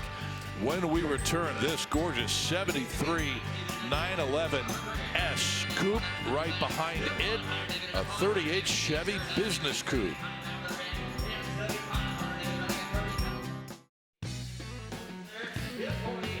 Oh, it is a sun-splashed day in Monterey, California. Scott Hoke here with Bill Stevens, Chris Jacobs, Danielle Trotta, Steve Matchett, and this 1966 VW Type 2 custom bus. And the bid right now at $42,000. Oh, these are so kooky but fun, huh? Look at the bodywork in the back there with the huge air intake. And the custom wheels sitting on this little bus. That's the performance version of the VW bus. Well, I wanted to save the best for last. Those air intakes lead to a 509 cubic inch Cadillac engine. No way. I'm not kidding. Are you serious? I am not kidding. Yep. Yeah, with a custom built transaxle there. And look at the exhaust that comes out next to the rear window up high. Yes. Yep, that's exactly where it's plumbed. How nutty is that? Yeah, be careful walking around the back of this bus when it's running. I don't know how you'd keep that going straight if you get into that throttle. Whoa. That's at eye level height. Look out. And it's sold for $40,000. Okay, Porsche time once again, CJ. 1973 911S coupe with a lot going for it. Be Still My Heart, beautifully done in silver over this really cool blue tartan interior. This one's powered by the 2.4-liter flat six, 5-speed manual transmission, of course. And this car's got a little racing provenance as well. One time it was owned by racing legend Diego Febles, known as El Maestro. Yeah, he raced everywhere. I mean, he was out every weekend, as the saying goes. Raced at Daytona, raced 24 Hours of Le Mans, he raced at Sebring, and had class wins. I mean, he was the real deal. He died some time ago, lived to be 82 years old, so he had a full life, this guy, but a legend in Puerto Rican motorsports history, to be sure. By the way, would this be the sister car to like a Carrera lightweight? Well, the kind of the base car of that. They hopped up the engine at 2.7. There was thinner glass on the RSs, but yeah, I mean, same car, just minus the ducktail and the thinner metals and things like that. But really cool design features on this 73. Last year of that long hood, regulations in 1974 forced them to go to the impact bumper there. And I love the vent wings in the rear too. That's a really great feature on this car. Yeah, one other difference between this and that Carrera lightweight would be the value, I would say. A little bit, This one reaches 190. It's not going to be enough. It went through a major restoration not quite 10 years ago, and then was updated a couple of years back. And also a little bit on the significant chart, it was originally sold at Brumos Porsche in Jacksonville. You've heard that name before. Oh, yeah, definitely. For sure, yeah. Okay, 190,000, and the bid goes on that 911S. So we move to the 1938 Chevy Business Coupe that we promised you. Oh, it is showtime, and trust me when I tell you, unless you have about a half an hour, I cannot tell you all of the modifications that have been made to this. There's the engine, so let's talk about that. 512 cubic inches, that's a stroke, Generation 5 big block Chevy, full house, cam, roller rockers, forged crank rods and pistons, Edelbrock, port, aluminum heads, rectangular heads, B&M external oil cooler. You get the idea. It is totally modified everywhere you look. How about that fabulous paint job? A very conservative paint job on a car that is anything but conservative underneath its skin. Air conditioning's been added. ATO custom built Chevy 4L80E transmission with an ATO stall converter. See what I mean? I have no time to tell you about this car. Oh my goodness, 75,000, well under what needs to happen on that car. Want to tell you about some material and products that will help make your car look like these cars. And of course, we're talking about 303 products. They have a slew of fantastic products to keep your car looking its best and safeguard it from the harshest elements that nature can throw at it. 40 years of field testing. You can trust how they are going to treat your car, and you can find out everything you need to know about 303 products at the website 303mecum.com. You have protected their interior cleaner. 303 is proven to protect. Here's a 1956 Austin Healey 100, a BN2. Another car that is ideal for Mecum Monterey. Yeah, 56 is the year for this. It's got the matching numbers engine. It's the 2.6 liter inline 4. And now if you went with the Le Mans trim, you get 100 horsepower. This one with 90, but it is a show winner. Antique Automobile Club of America first place junior award winner just last year. Of course, the 4-speed manual transmission with overdrive and the chrome knockoff wire wheels. And the reserve is off. You know, those wire wheels are, I don't want to say they're a must-have, but they're almost a must-have on a car like this. You know, and some of the cars have them painted, but I think chrome makes such a big difference. 100% agree with you. Okay, $47,000. Just bought that 56 Austin Healey. Now to a 1930 Ford.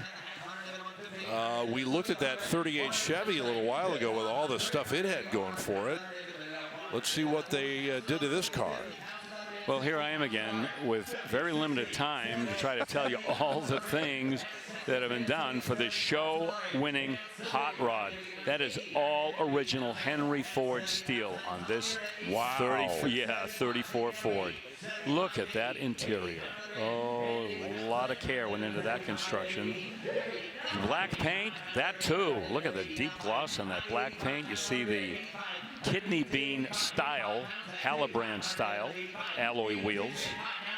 Willwood disc brakes, almost a must-have on any kind of a high-performance build these days. The Roush people, they're responsible for the V8 engine underneath there, and the Street Fighter automatic transmission with a performance torque converter will make sure that you're not going to be sitting at the starting line when the light turns green. That thing will jump. Rumble seat, upholstered as well as the interior.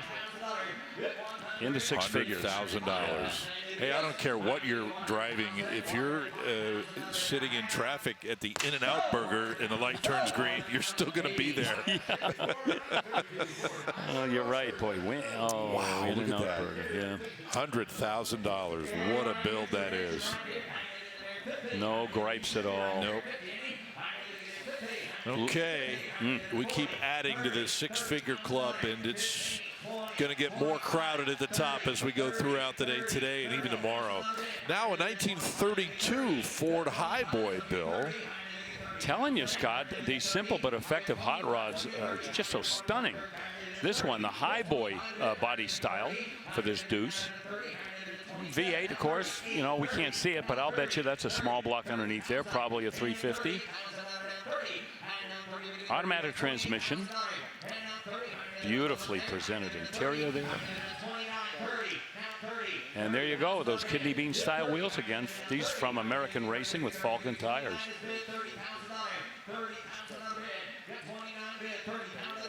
I can't be sure, but I'm looking at the pinstripe along the side of this Highboy, and that is identical to the pinstripe that we saw on that hot rod that preceded it, the one that we just saw before this, the full fender car.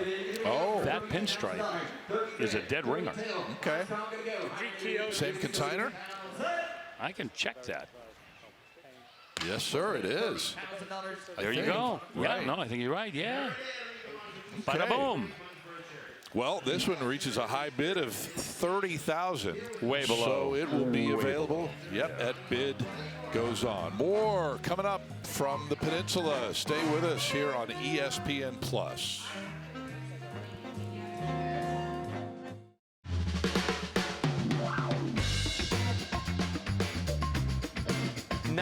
'67 Rally Red L88 Corvette. It is one of 20 L88s produced that year. Now I know what you're thinking. Please tell me all the good stuff, like the 427 V8 that's under the hood that they said was making 430 horsepower.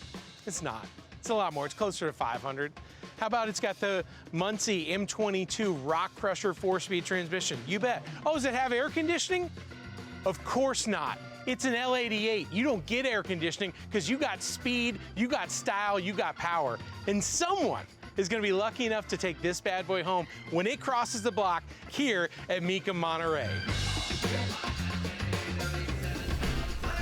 Well, that car, the L88 from 1967, is waiting in the wings, and it's going to be on the auction block here in just a matter of moments. Rutledge, by the way, is not here. We, of course, miss him. We'll see him at our next event. But that car is coming up, and it will take significant money, Bill, to buy that one. Well, all I can do is tell you that if you do not have a 1967 L88 and want one, you better get on it because they do not come out very often. Only 20 in all. So, and especially one like this, it's incalculable how much this car really is worth in the real world. All right, that is coming up here. In the meantime, a 1974 Lamborghini Espada is on the way. It's actually in the middle of the block right now, selling at no reserve at $50K right now. That was a car that you could get if you sold $20 million worth of Mary Kay. Obviously, we're going to talk about that first and foremost. I, for one, love this color combination. That light pink over white. Man, what an eye catcher. And I've always loved the design of the Espada as well. Bertone, oh yeah, come on. Totally outside the box. Marcello Gandini designed that car at Bertone, responsible for the Countach and the Miura. And, you know, his list of accomplishments as a stylist speaks for itself. 350 horse, 3.9 liter V12 with a 5-speed manual and 6 Weber carburetors. Wow. Dare we call Gandini the master of the wedge design? I mean, his resume is unbelievable. If you want to check out more about Gandini, Google him. You'll be amazed at some of the cars and some of the concepts that never get built. Especially the concepts. Yeah. $60,000 buys that Lamborghini from 1974. Let's check in with Danielle Trotta out somewhere, I think, on the golf course. Yes, indeed. Yes, we're on the green green. And from your Lamborghini, Scott, I will raise you a Ferrari, and not just any, but she's shining bright in this gorgeous California sun, the 1967 Ferrari 275 GTB4, and she may look similar to the car that we showed at the top of the show. Is that right, Steve Matchett? Why are they kind of sisters in a way? Well, they're very closely related. If you want to get an indication of just how significant the 250 GTO project was to future styling from Ferrari and Pininfarina, look no further than this car. The engine is an upgraded version of the 2-cam version on the GTO. This is 4-cam. You can see the cam comes down here, one and there's the other one there underneath that black crackle cover finish, the same on the other side. If you look towards the bodywork, instantly recognizable from the GTO, as seen by the exit louvers and the vents here on the side, and that swooping bodywork style around the rear. Very, very, very significant and very familiar with what we saw on the GTO, Danielle. And also, a little earlier on, you were mentioning the gated transmission, the gate that we see down there on the gear lever, which became that Ferrari staple. That was directly from the GTO.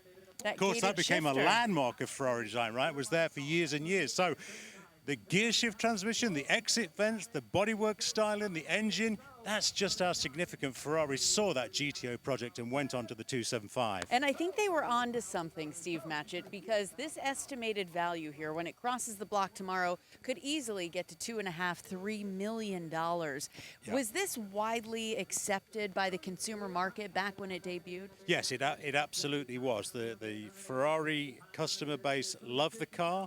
Ferrari customer base buying these cars in the 1960s were fascinated by that front engine design. They wanted to have the Colombo engine, which Enzo gave them in an upgraded form here. So the car was super successful in its own right.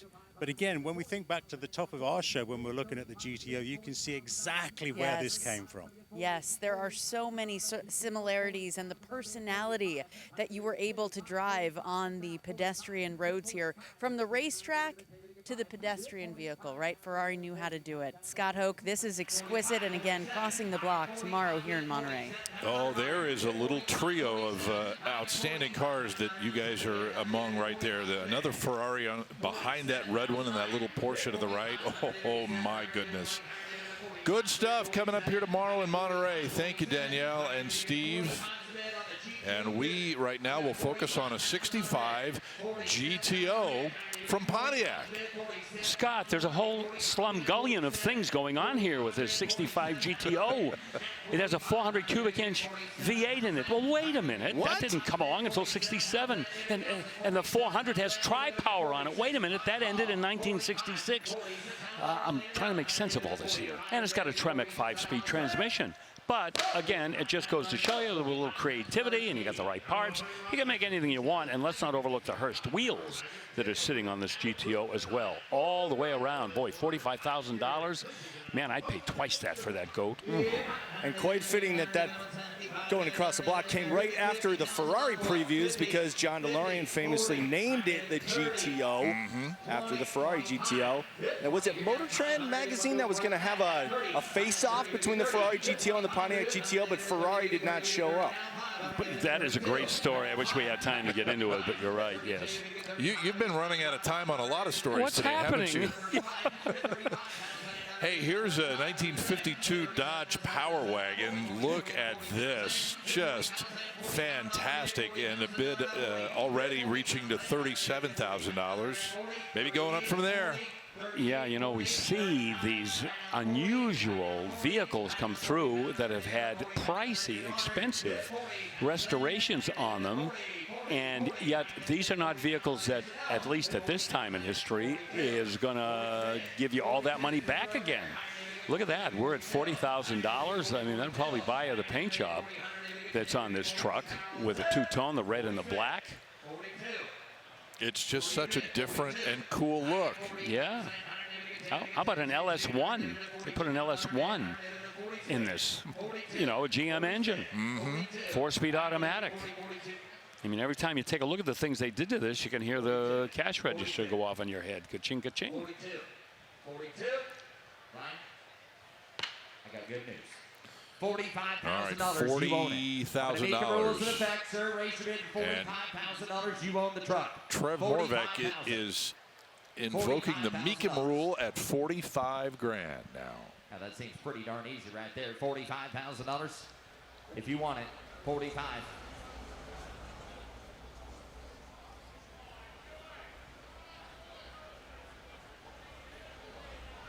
Got a little translating going on here. $45,000 is what we're looking for. And he said, I'll take it. So, oh, hold up. Had mixed signals. Got to get a translate. I got 42. Is that what he said? I believe he may have countered, but I'd like 45, and you own it. Young man, tell him to get $45,000 to own that Power Wagon. He said, yes, I will take it. So, all right.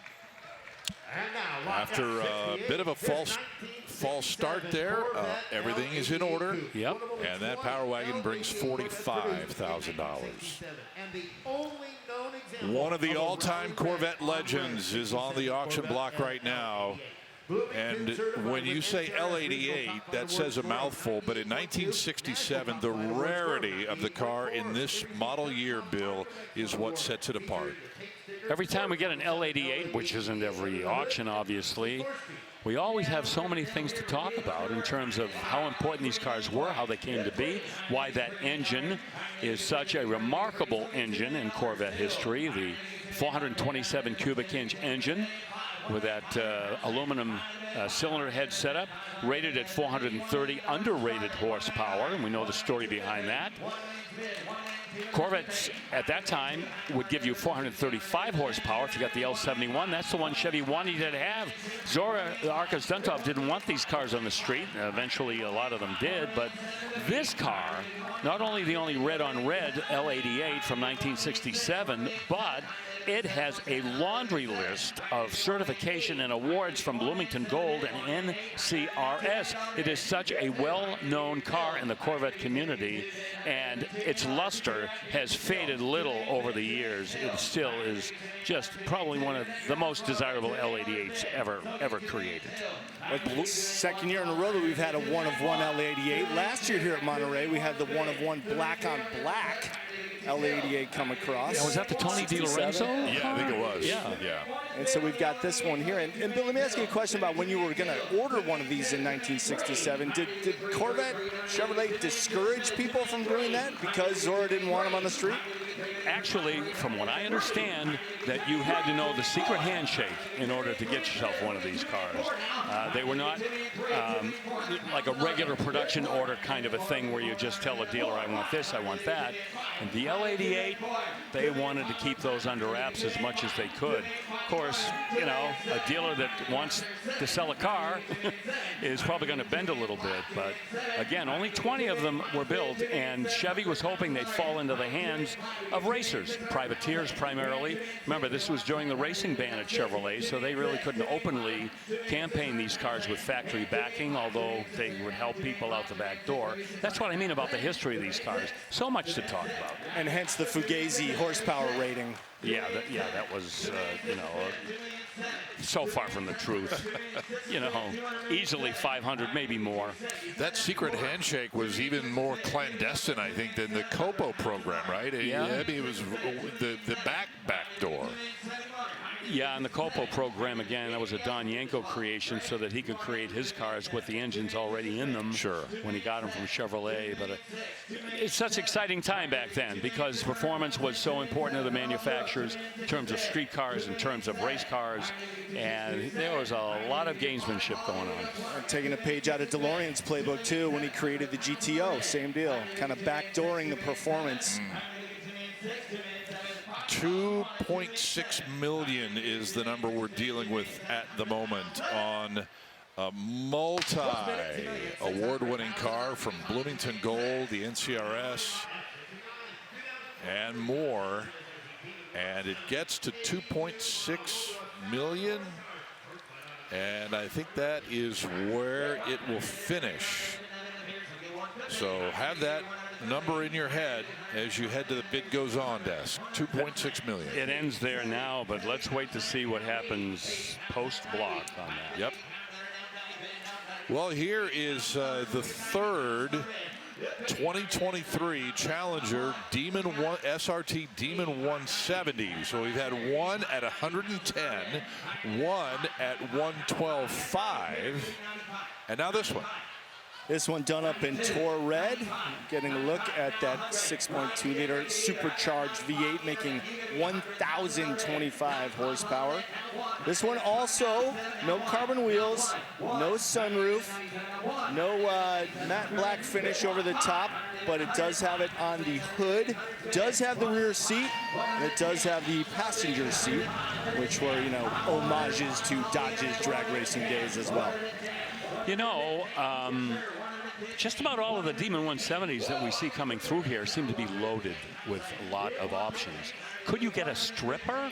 Could you, could you order one of these cars and say, I don't want this, I don't want that, leave that out, yada, yada, yada? I would suppose that would be possible. Absolutely, you could, because you could do it in 2018 as well. You could get the rear seat delete, you could get the passenger seat delete. I don't think a lot of people did passenger seat delete, and the joke was you could get it for $1. It was a $1 option if you wanted the passenger seat. Right. But yeah, I mean, they weren't really concentrating on low weight like they were in the olden days. Yeah. Paul, would you consider 117.5? Real quick. I got 115 bid. 117.5. 115. 117.5. I'm at 115 bid. 117. Again, just over delivery miles on this one, and a little surprised at the prices that these D170s are going for, considering the sticker price was around $140, and dealers were charging huge premiums at the time that they came out in 2023. And they haven't been around long enough for depreciation really to kick in very much. Yeah, it's an interesting reconfiguration of balancing of the value of these cars in the collector car market. What was it? 112.5, I think, was the one? Yeah, 112.5 was the second of the two black ones that we had earlier. Now we're at 120, and I was just kind of looking to see, okay, mileage comparable. Yes. 125. I mean, as long as they're under 100, you know, it's not even broken in. In fact, Dodge suggests that you drive this car mellowly for the first 1,000 miles or so, just so you don't rip the engine apart when you scream it down the drag strip. Okay, well, this one, $120,000 hammer price. Okay, 1970 Charger Custom is coming up onto the block, and I'll tell you, Bill and Chris, I was out on the fairway yesterday. They fired this car up, man, and you could hear it on the back nine. Not a car you're going to see very frequently in Monterey, California, I can tell you that. Maybe more in Pomona. But, you know, and big shout out to Jeremy Miranda at Miranda Built down in Florida. Yes. Him and his crew, good Lord. The stuff that they turn out, and this is a great example of it. 572 cube Hemi with 667 horsepower, a full house Hemi all the way. The modification and fabrication is without reproach. And let's watch where the bidding goes, Chris. Yeah, I'm glad you shouted out Jeremy and the guys at Miranda, because they do phenomenal work. I first saw this car in Florida years ago, and man, it is eye-catching to say the least. There's attention to detail is just phenomenal. I mean, look at that back panel with the LED going all the way across. Very, very cool. The wheels fit the car perfectly. Just everything is flawless on this build. 240, and we're not even finished. Nope. I love the way they smoothed both of the bumpers. This rear bumper completely flushed and color matched to the paint scheme. That black rally stripe, the gold stripes picking up the wheels. Yeah, those are shot wheels. 20 in the front, 22 in the back. Four-wheel disc brakes, of course. PPG charcoal is beautifully applied on the car. This front bumper, too, usually has this big kind of ugly grommet in between the fenders and the front, but the guys at Miranda have flushed that in as well. The gaps are perfect on there. Very nice job of fitting that front bumper as well. 260. 250 bid, you're going to get 60 bid, you're going to get 260,000. You want to try 255? 250, 260, 250, Look at where the exhaust exits too, right behind the rear wheels at the bottom of the rear quarter. So well done. Everything is custom. First place, Hot August Nights, that huge show in Reno, Nevada every year. A couple of years ago, this was the top car. The Detroit Autorama, you may have heard about that before, back in 2015. Won its class at that show. So this car's been around for a little while, but it's just as crazy now as it was when it was born. See here, they've shaved the drip rails also. Very the aesthetics on this car, just beautiful. Well, the high bid is going to wind up at $250,000. And Chris, you might need to follow that out to the fairway, because you might need to repair its divots when it accelerates out there. Man, I'm glad they left it running the whole time it was on the mat. That sounded great. It did. I'm telling you. Okay, 250 was the mark on that car. And now to the 2002 Viper GTS that, Bill, you previewed for us just 2 hours ago. Yep. At the top of the show, here it is. Well, Viper GTS coupes from this generation, the second generation, with only 500 or so miles, trade for pretty heavy money. But this is a final edition car, one of only 360 that was built. And this has the 450 horse V10 engine, as they all did back in 2002. And the Tremec T56 6-speed manual transmission. Bill, are you a little surprised at the no reserve sticker on the windshield? That's taking a little bit of a risk for such a low mileage example of such a rare car. Yeah, we've seen that happen, and you always sort of have to give the consignor credit for having that much confidence in what he feels the car will sell for. Well, here we go with 80 grand for a car that's got 500 miles and change on it. Yeah, and has collectability with that final edition nomenclature. Okay, as I mentioned, just after noon here in Monterey, about 5 after the hour, 3 o'clock out on the East Coast. Back with more in a moment.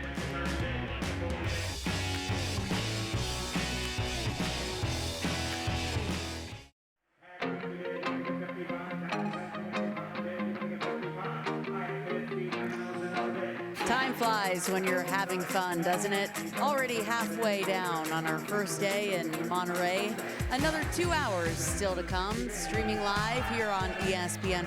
Come on back tomorrow. Our coverage resumes at 1 p.m. Eastern Time. Let's send it back to the block now. Scott Hoke and Bill Stevens. Oh, sounds good, Danielle. Thank you very much. We'll be here. I know you will as well. We're looking at another Austin Healey here. 1967 3000 Mark III. The big Healey, BJ8. That's a big guy. Yes. Now, there are big Healeys, the 3000s, and then there are bigger Healeys, the BJ8. That's with the back seat. And this one, the Mark III. 2.9 liter inline 6, 150 horsepower. The brainchild of the mastermind Donald Healey. His car is still desirable, and certainly when restored like this, showpieces to be sure. That's called Healey Blue, that paint on the outside. Chrome bumpers and trim, and there are those chrome wire wheels. Great car. 95. Flirting with six figures. Okay. They're 95. 95. 1 second. Don't look at me like that. 95. 95. Yep. Now 100. 95, everybody got 100. I have 95, everybody got 100,000. When they trade at this level, you know the restoration of the car is close to 100 points. Hell yeah. Yeah. Yeah. All right. Well, $95,000 buys that 67 Austin Healey. Very cool. And let's dial the clock back to 1960 now with another Austin Healey. This is the 3000 Mark I BT7. Yeah, this is early generation now, the Austin Healey 3000. The BT7 Roadster. There you see the engine, the 2.9 liter inline 6. And the fellow that did the restoration on this, well known in the Austin Healey family, Kirk Tanner, did this. And that restoration was completed only a couple months ago. How about that color? California Sage is what it's called. That is a real Austin Healey color sitting on it. Chrome wires again. And we'll see where this trades. Maybe not quite where the BJ8 wound up. We'll see if we even make reserve. There it is. You were good to me on the blue car. Yeah. $62,000 sells all the way. At 60, baby, ready to go 62. Sold $60,000 to the Meganet. Sold. All right, there it is. 60,000. Austin Healey's doing well today. Yes, sir. And those are quite common to see around these parts. And Carmel, Monterey, PG, anywhere. Here's a 1962 Mercedes-Benz 190 SL. Oh, what has happened to the market on these automobiles? For so long, they were kind of forgotten. And, you know, the 300 SLs were getting all the headlines, and these patiently waited, and now that wait has paid off already. We are at $150,000.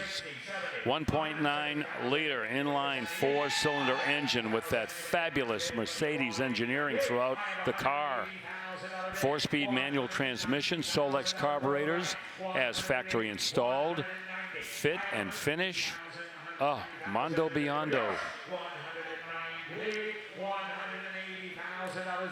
Recently rebuilt drivetrain. Van Nuys sports cars. Handled all the mechanical upgrades, but it's coming up short. Yep, 180. The bid goes on that 190 SL. More still to come as we are more than halfway through our first day of TV coverage from Mecum Monterey. Back in a moment.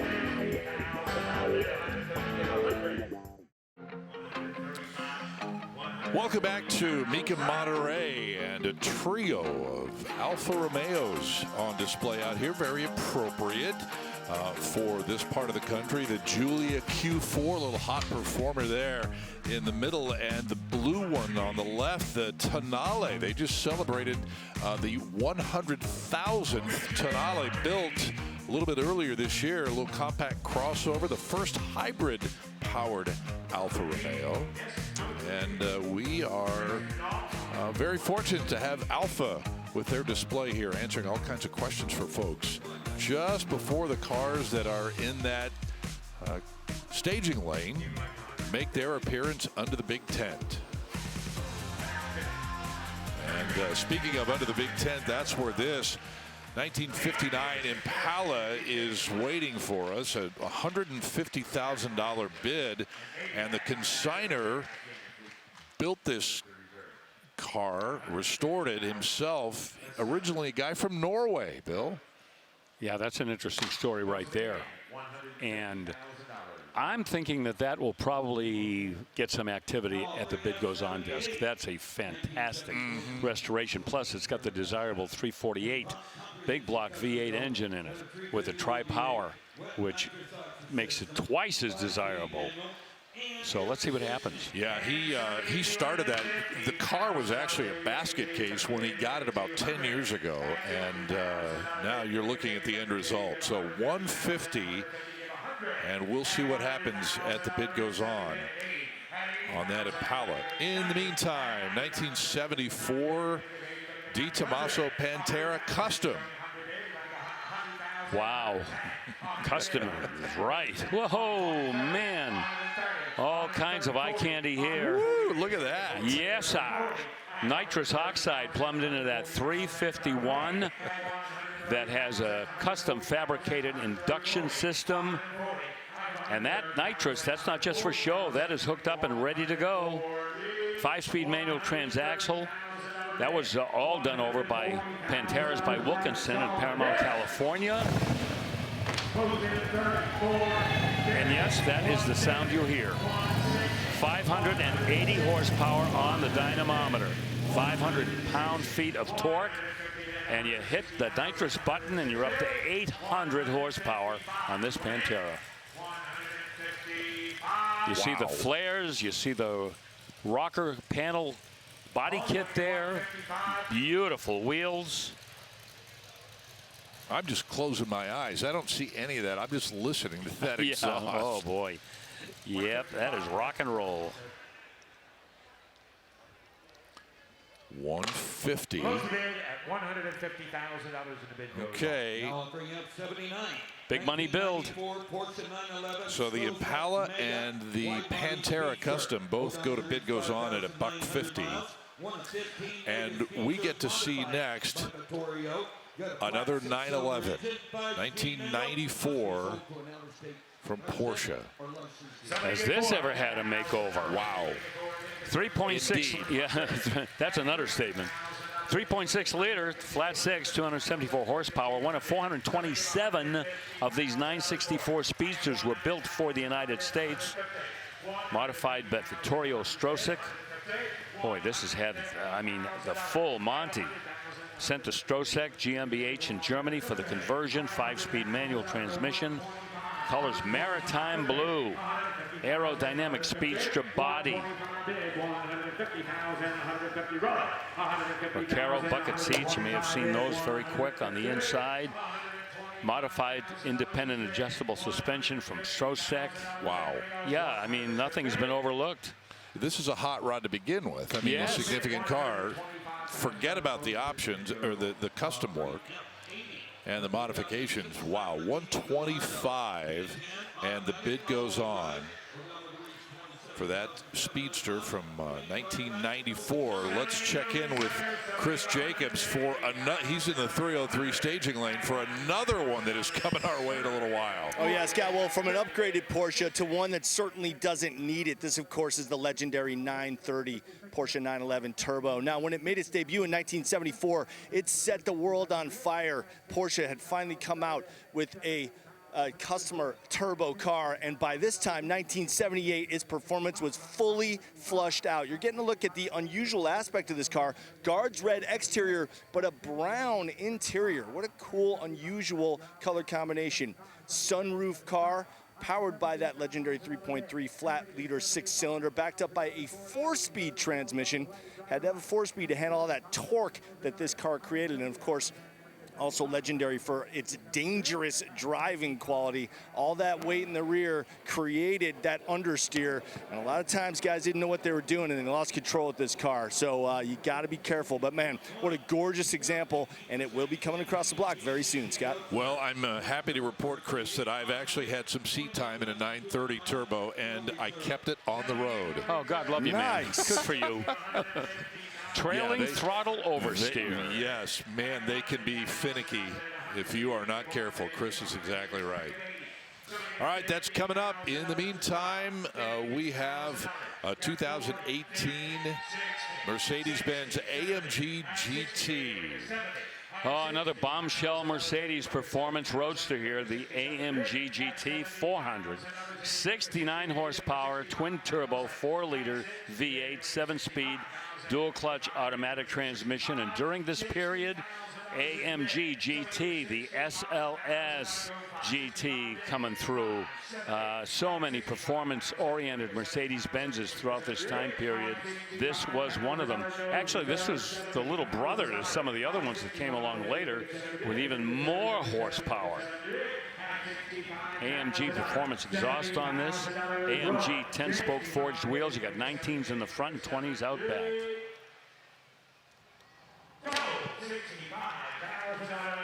Okay, 65 grand at no reserve for that 2018 Mercedes-Benz. Hey, Bill. Yes? Take a look at your watch. What time is it?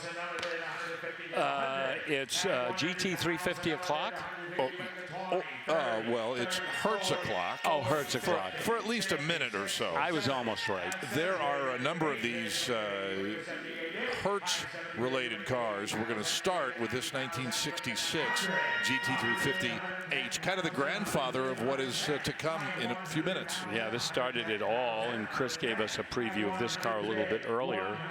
And the history of these cars, well documented. Shelby built them, Hertz promoted them, rented them out, about 1,000, although that figure kind of shifts up and down a little bit, depending on who you talk to. We're already at $100,000 for this. 1966, the second year for the GT350. A little bit more refined in 1966, kind of making the transition from better suited to the racetrack in 65 to better suited maybe to street driving in 1966. You get an automatic transmission in 66. And of course the black and gold livery on the Hertz cars. Boy, if that isn't one of the more unforgettable paint schemes in muscle car history, I don't know what is. No doubt about it. Yep. Okay, that gentleman just anteed up $105,000. He gets the GT350H from 1966. We got to break away here. More still to come.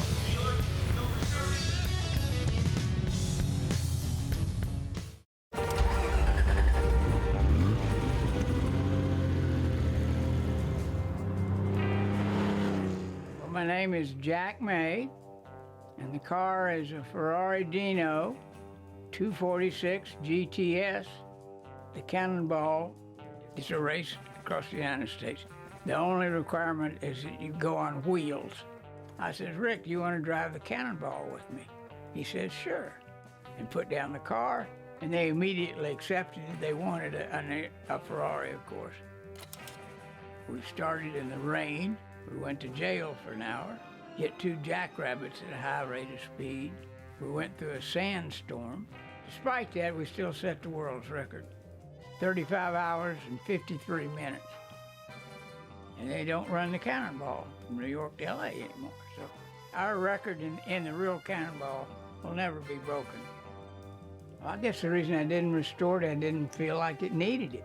And it's been carefully maintained.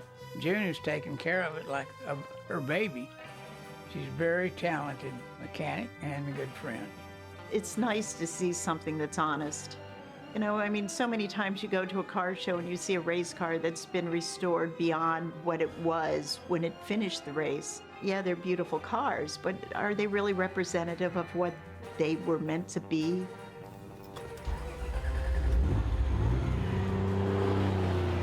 I'm not a car collector per se. I never bought a car except to drive it and drive it hard.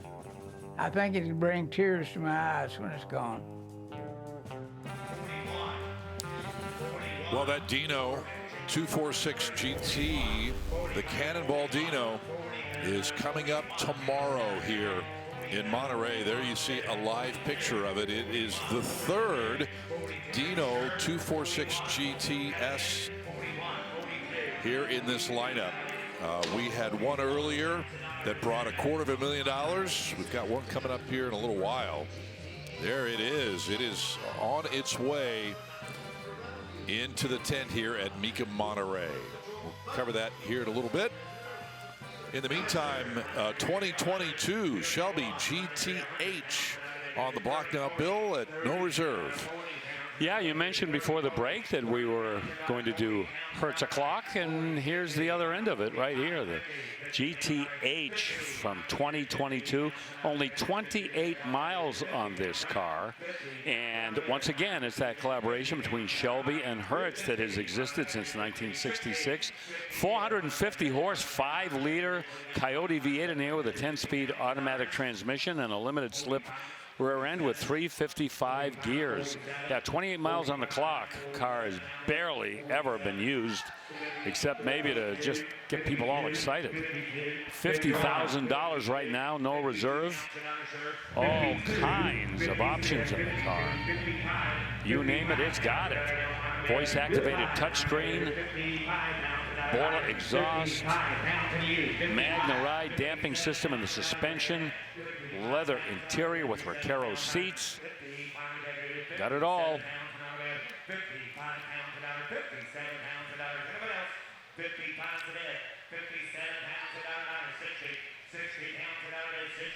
60 down, 60 down, 57 down, 60 down, another. Ross Conklin, our auctioneer. 60 down, 62. Bidder in the house, bidder on the web. Megan keeping a close watch on what's going on there. These cars are always referred to by some people as rent-a-racer. Sure. Kind of an urban legend. People try to make you think that everybody took them to the racetrack when they rented these back in the day, but some people did, but it certainly wasn't as epidemic as some would make you think. Right. Okay, $60,000 is good enough for that Hertz car from 2022. Now to the Porsche legend, 1978 930 Turbo. Yeah, Chris gave us a great preview to this car, and he was right when he said it really is one of the landmark cars in Porsche history. The 930 Turbo Coupe, 4-speed manual in front of that turbo 3.3-liter flat six. Odometer reads just a touch over 45,000 miles. Original drivetrain, by the way, all matching numbers. The guards red on the outside, the rather unusual brown interior, the Fuchs wheels with silver lips.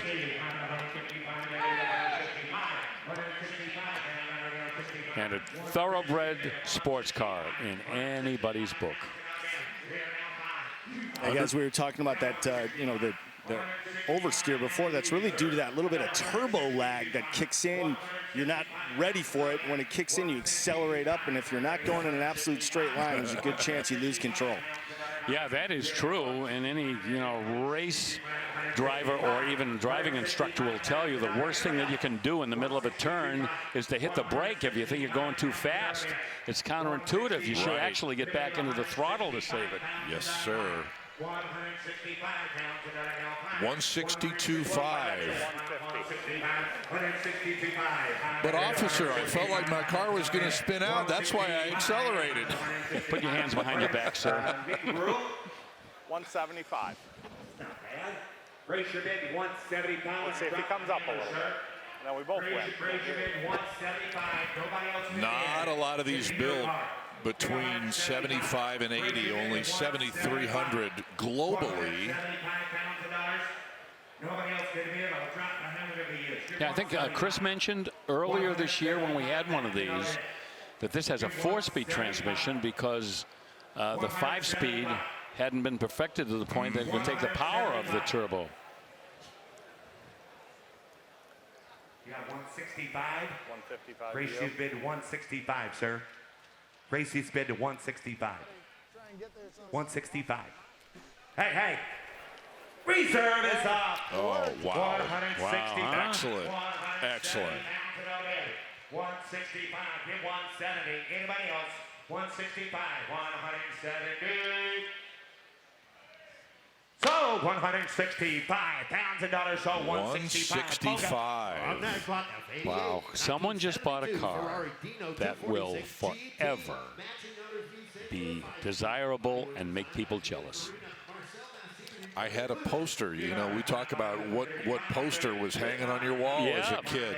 I had one of these. Yeah, Farrah Fawcett Majors for me, but yeah, guys, you got to put that one at the top of the well-bought list so far this auction. No doubt about that, CJ. All right, let's move on to the 1972 Ferrari Dino 246 GT. I think I mistakenly called it a GTS a little while ago. Clearly a GT. Right. But we're already at 280 on the bid. Yeah, numbers matching powertrain. 2.4-liter double overhead cam V6. Matching numbers 5-speed manual as well. Documented. Bodywork, of course, from Pininfarina. Responsible for some of the most lithe and luscious coachwork in Ferrari history, and you're looking at some right now.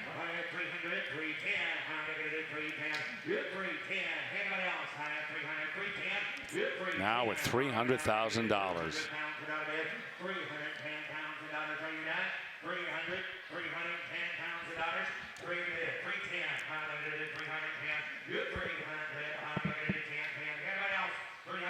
We see them in white, we see them in blue.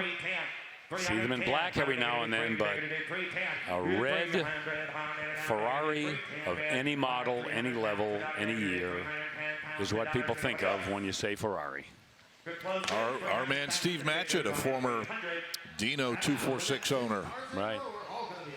And the high bid here at $300,000. Okay, the bid goes on the Dino. We'll return on ESPN Plus in just a moment.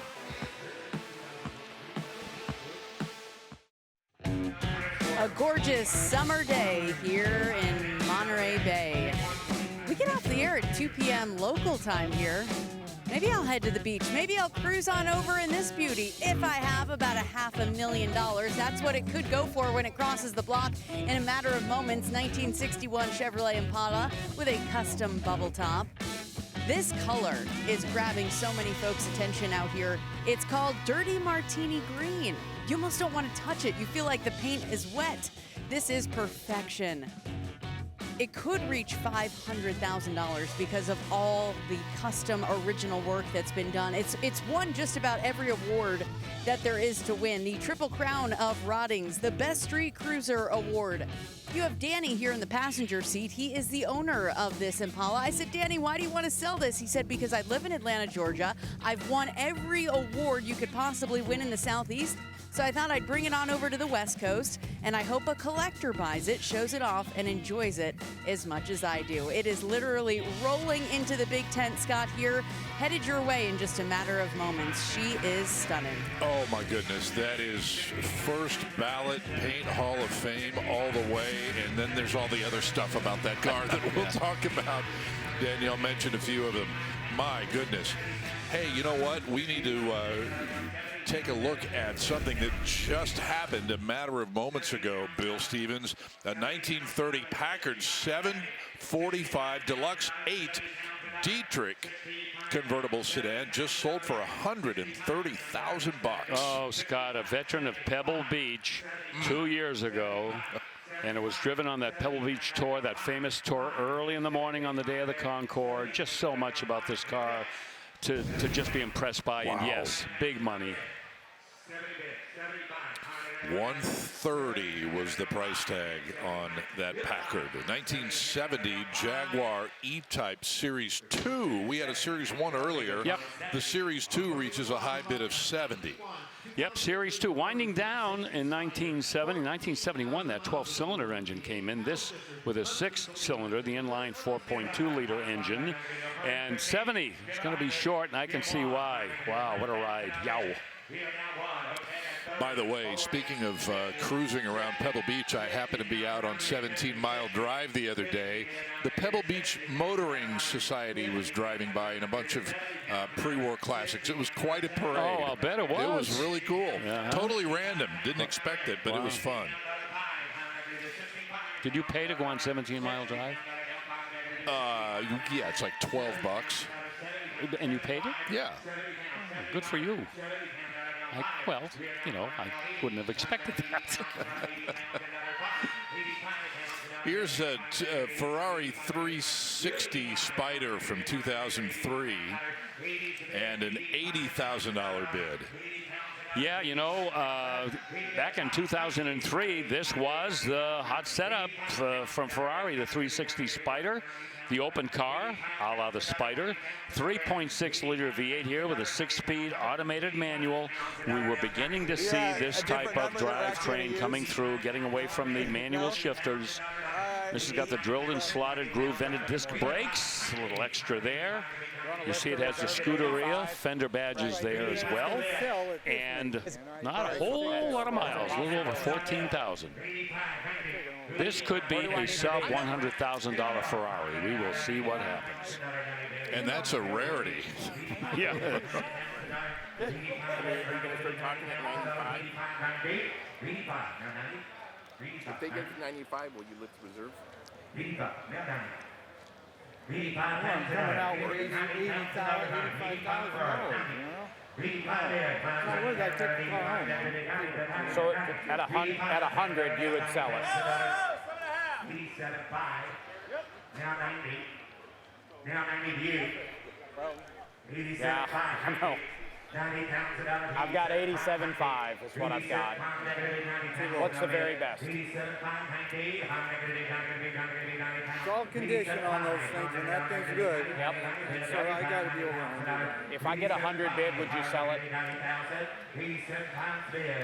I bet you should. Okay. Takes 100.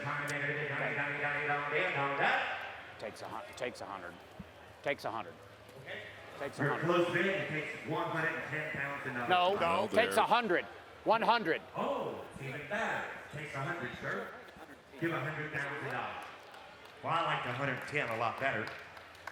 Give $100,000, sir. Raise your bid to 100. Well, there you go. They've Raise your bid laid to out 100. the Just give numbers. $100,000, sir. Give 100. Give I would if I was you. Give 100. You're not done. Give 100. Give 100. Buy it for her. Buy it for her. I'd buy it for her. 90.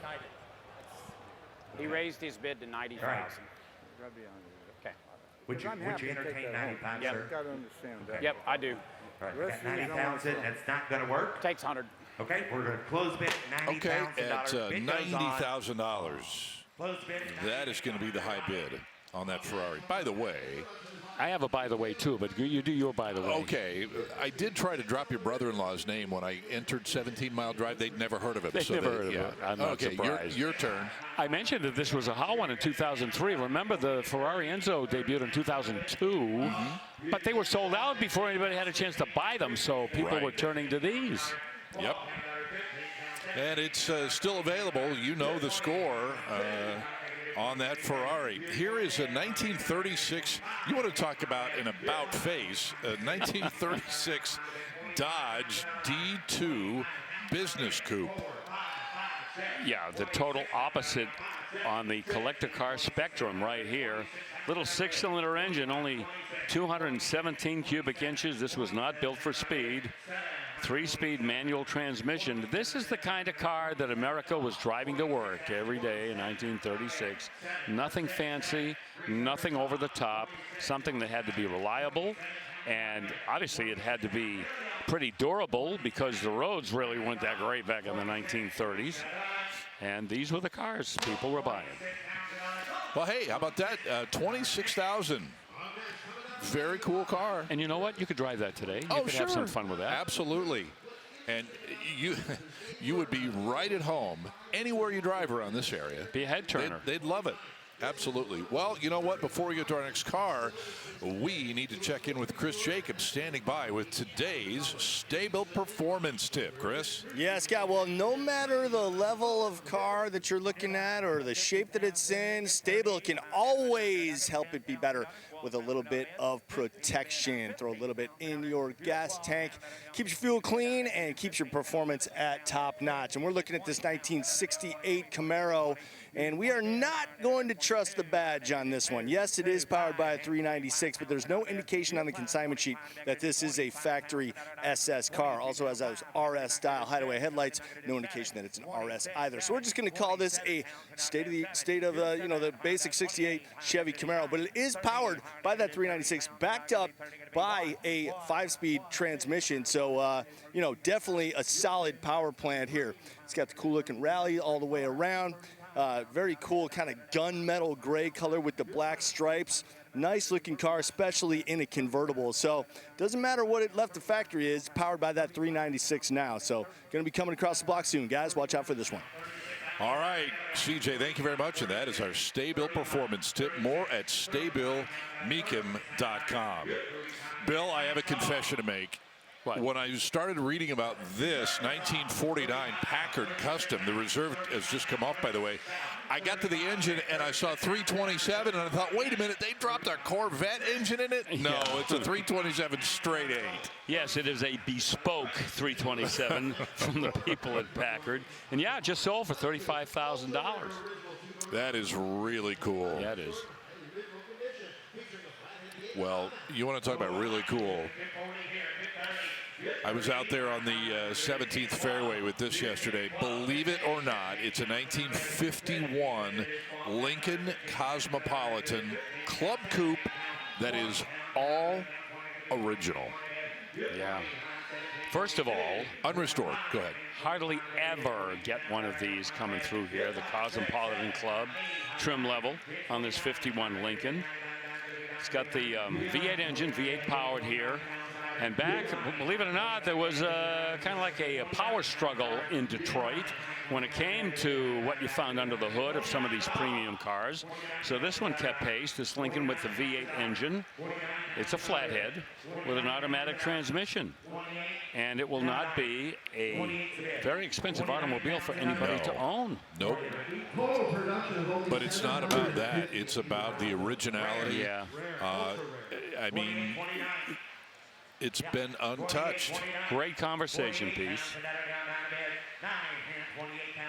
You know, you sometimes on these older cars, just a simple thing of opening and closing the door, and you can get an idea of what's been done to it. These doors close just like they did on day one. Yeah, you can tell by the cut lines on those doors, all uniform. Yeah, not a bank breaker, but just what a fantastic piece that is. Seems like you're going to be riding that thing too. Enjoy. That's pretty cool. Boy, that's not the demographic I would have expected to buy a 51 Lincoln. Well, there could have been a little father and son thing going on there. Yeah, maybe. Perhaps. Very, very cool. Okay, let's go to 1958 now. And a 356A from Porsche. Once again, these 356s so important to the people at Porsche. Remember now, these were the first production Porsches this series that helped to put Porsche on the map. But here in the United States, that brand pretty much unknown until these cars started coming to our shores. All restored, beautifully done, 1600cc flat four with a 4-speed manual transaxle. Yeah, and that engine out of a 912. Out of the 912, yep. Yep. So a bit of an upgrade. Yeah, oh, a big upgrade. They've upgraded the electrical system to 12 volts. Good move. Recaro bucket seats with tan vinyl and velour on the inside. A little personalization on this Porsche. 4-wheel discs out of a later 356C. It's kind of like a 1958 Porsche street machine. Right. Yeah. And Scott, an important badge on the passenger side front fender of this, bodied by Reuter, which, if you know Porsche history, later became a company called Recaro. Yep. Indeed, and this one hits a high bid of $75,000. Yeah, one of the 356s we had earlier, also the Reuter body, I believe, that car. Okay, now is the 1961 Custom Impala. Look at this. It's almost beyond description, Bill. Where do I begin? Another one of those cars that has so many modifications mechanically and cosmetically. Once again, I call that a turntable car. You go to any ISCA auto show and you walk in the front door and you'll see this on a turntable. Yeah, Danielle gave us the once-over on this car a little bit earlier. Look at the detail under the hood. That is a W series big block Chevy, as you can see from the valve covers. 509 cubic inches, probably started life as a 409. But oh my. This is one award after award, as Danielle told us from talking to the owner. Won just about every award possible wherever he took the car, and now he wants to pass it on to another collector and let them have some fun. What a nice man. What a nice man. He's not keeping it all to himself. Oh, and we're into the $200,000 neighborhood now. I couldn't even estimate how much is in that build. I mean, you're talking about engine, chassis, suspension, wheels, paint, interior. I mean, you literally, I'm looking at the description from the consignor. You need a microscope to read it. The type is so small because there's so much to include. Everything is sitting there. Wow, the high bid, $230,000. We are back with more from Monterey. Coming up, our final hour.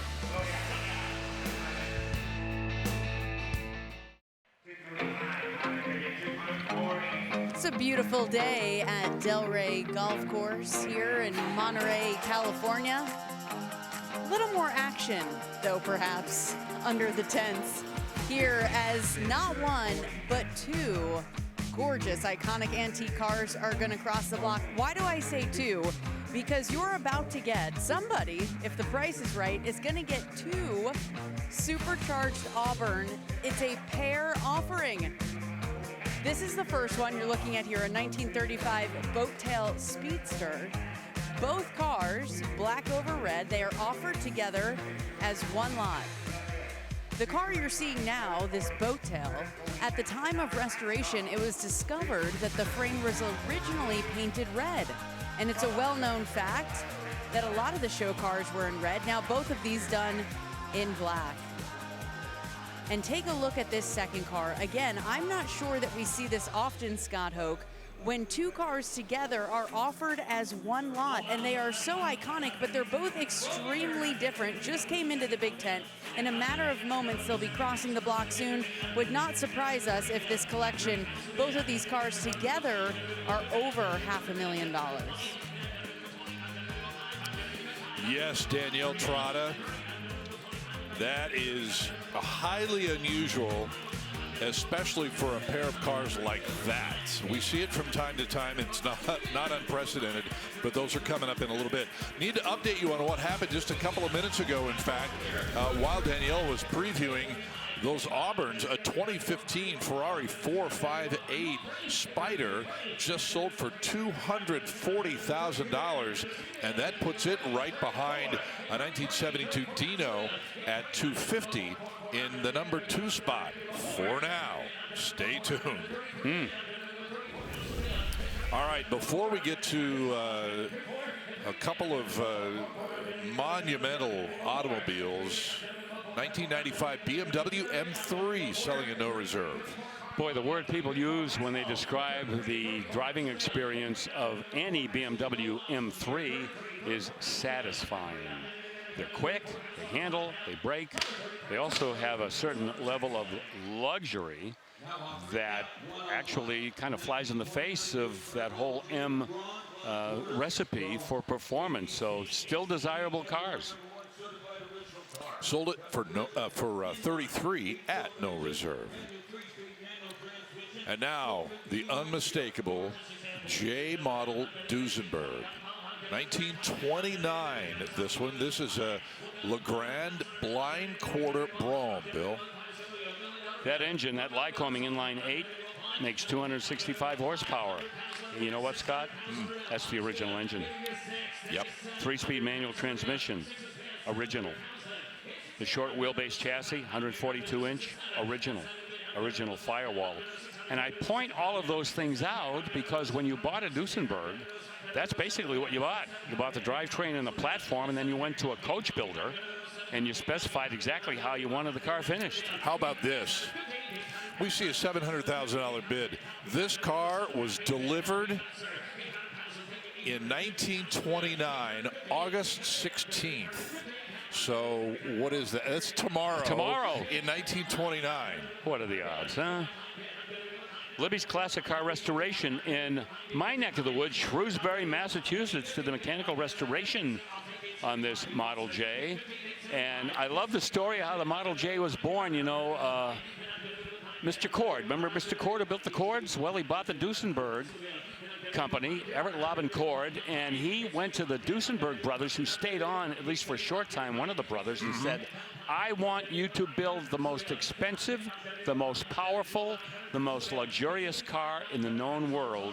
And that's how the Model J came about. And that's why you're looking at the Model J right there that fulfilled all of Mr. Cord's wishes. $875.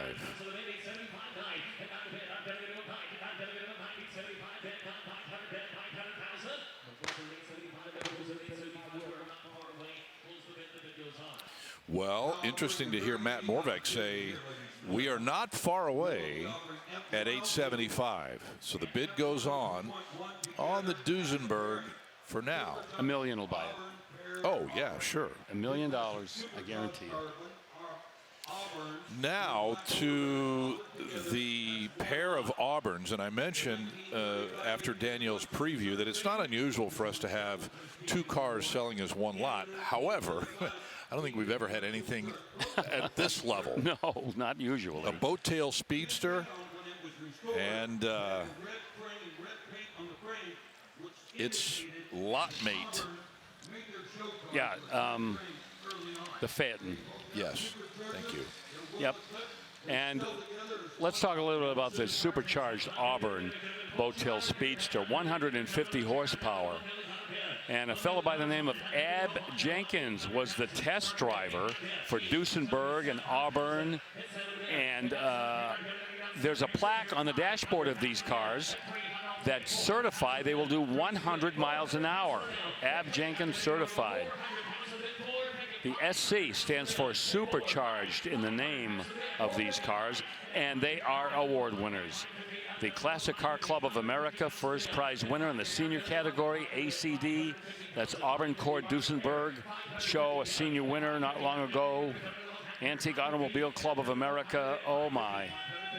You know, I can just be quiet and just look at the car and it'll tell you just how many awards it's won. Both cars.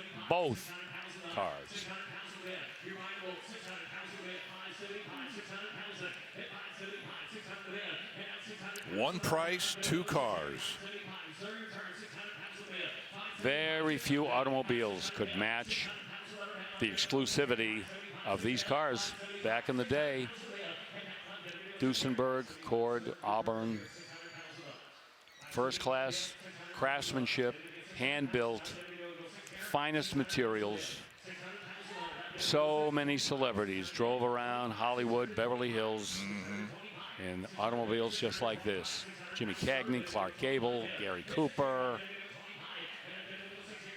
You know, Danielle mentioned on the boat tail speedster, the one we're looking at right now, that they discovered that the chassis had been painted red, and that's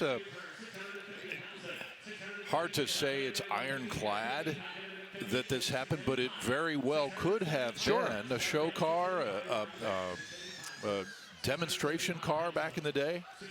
And remember, there was no such thing as a showroom car. These cars were all spec'd out according to the original owner. So anything that could be done was within reason.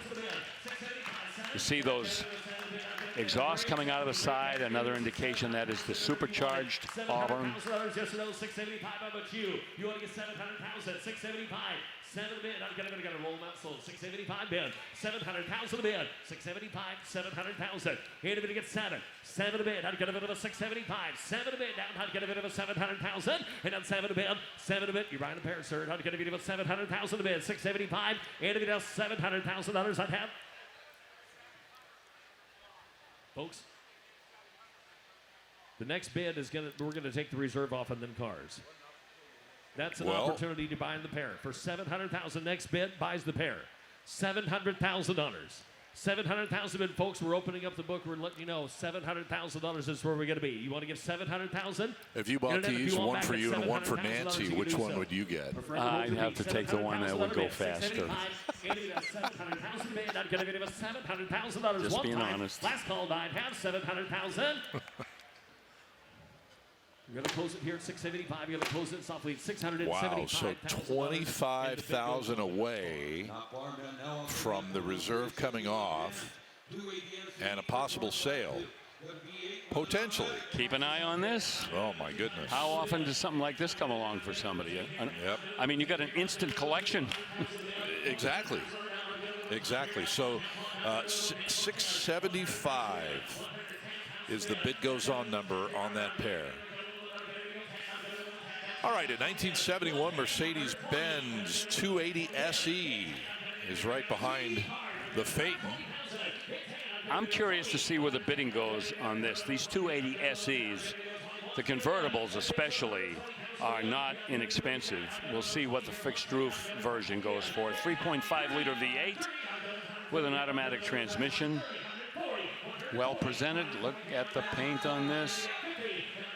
Rubbed and waxed to a high gloss.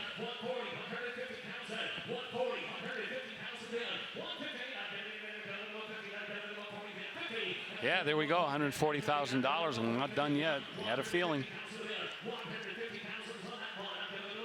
140, 150,000 bid. 140, 150, 140, 150, 140 bid. $150,000 going to bid. 150. Last year production bid. 150 here. 150 last call. 140 bid. SE. 150,000 bid. Yeah, and that adds to the collectability too. Right. You know, they're a wannabe, believe me. Started off as a 220 SE about 10 years before that. But here in 2025, the bid goes on that Mercedes-Benz. Well, if you couldn't get an L88 1967, here's your next best bet. The L71 Corvette. Boy, we've got a dandy coming up for you tomorrow. That's the 435 horse 427. All kinds of documentation. It's a heavy-duty brake car that is rare. An NCRS Top Flight Award winner in Marina Blue with bright blue interior. And Bill, that will bring some coin tomorrow, won't it? Six figures as I stand before you. Cannot wait. In the meantime, look at the bidding on this 1951 Ferrari. Yeah, we've got so many historically important Ferraris here in Mecum Monterey this year. It's just staggering. This one, that Inter 2+2 Berlina, 2.5 liter V12. That is a small displacement 12-cylinder engine that Ferrari pretty much perfected. 150 horsepower. It's got the original aluminum coachwork on this car. And this is a sister car to an example that's owned by King Farouk of Egypt. So you might say it's got royal blood once removed. But so much of this car harkens back to the early days of Ferrari road cars. And just how the craftsmanship and the styling and the engineering all work together to build a timeless automobile like this. This is about as early a Ferrari as we've ever had on the auction block. Yeah, that's right. In fact, on this day in 1947, Ferrari entered its first race car at a race in Italy. Seriously? Yes. August 15th? 1947. Wow. And Enzo was one of the drivers. How did you just pull that out of thin air? Well, that's from doing my taxes every year. All right, I think 450 was the high bid on that car, so we will move to a 1972 Di Tommaso Pantera, a little milder than the previous custom Pantera that we had. Yeah, this was the starting point for that last one that we saw. That is Skittles green if I've ever seen it. You know, which really makes this car distinctive. And it's got the 351, of course, rebuilt Cleveland V8. They did a lot of work to that engine. Crane cam in it, aluminum intake manifold with a Holley, factory headers, and MSD ignition. They dynoed that engine at 461 horsepower, way above what the original 351 would have had back in 1972. And these cars, you know, Scott, we talk about how the collector car market is so fickle and how cars which once were just an afterthought or no thought at all are now on the radar screen, and their values continue to go up. And, you know, I think maybe the color of this might be pulling it down a little bit, but still $65,000. I'm telling you, 20 years ago, you'd have paid half that for this car. I'll take care of that one. You are correct, and here it is. All right, where are we going? 2025, $65,000 won't buy that 72 Pantera. Oh, man. You want to talk about a legend? Yes. 1959 Cadillac Series 62. 59 Cadillac in general. Oh, you know, I look at that car, I feel like Elvis. Oh, there's a 390 cubic inch V8. That's the first year for that motor in the Cadillac. But this is not the top trim level. This is the Series 62. This is like the starter kit. Right. When you were looking to buy a Caddy back in '59. But you weren't getting cheated out of a outrageously styled automobile with, you know, all the eyeball and all of the luxurious extras that you would expect from a Cadillac. But it's the styling. The '59 Cadillac is just in a class by itself when it comes to exterior design. Harley Earl was on his way out at General Motors, and this may be the greatest example of his legacy.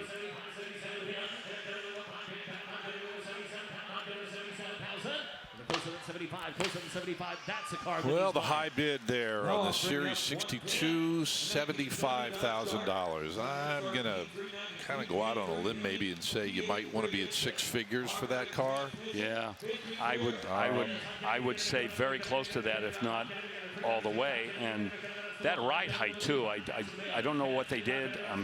It's a little low in the front, isn't it? Yeah, Or I don't a think lot it's got low. bags or anything in it. I think that's the permanent ride height. Yeah, interesting.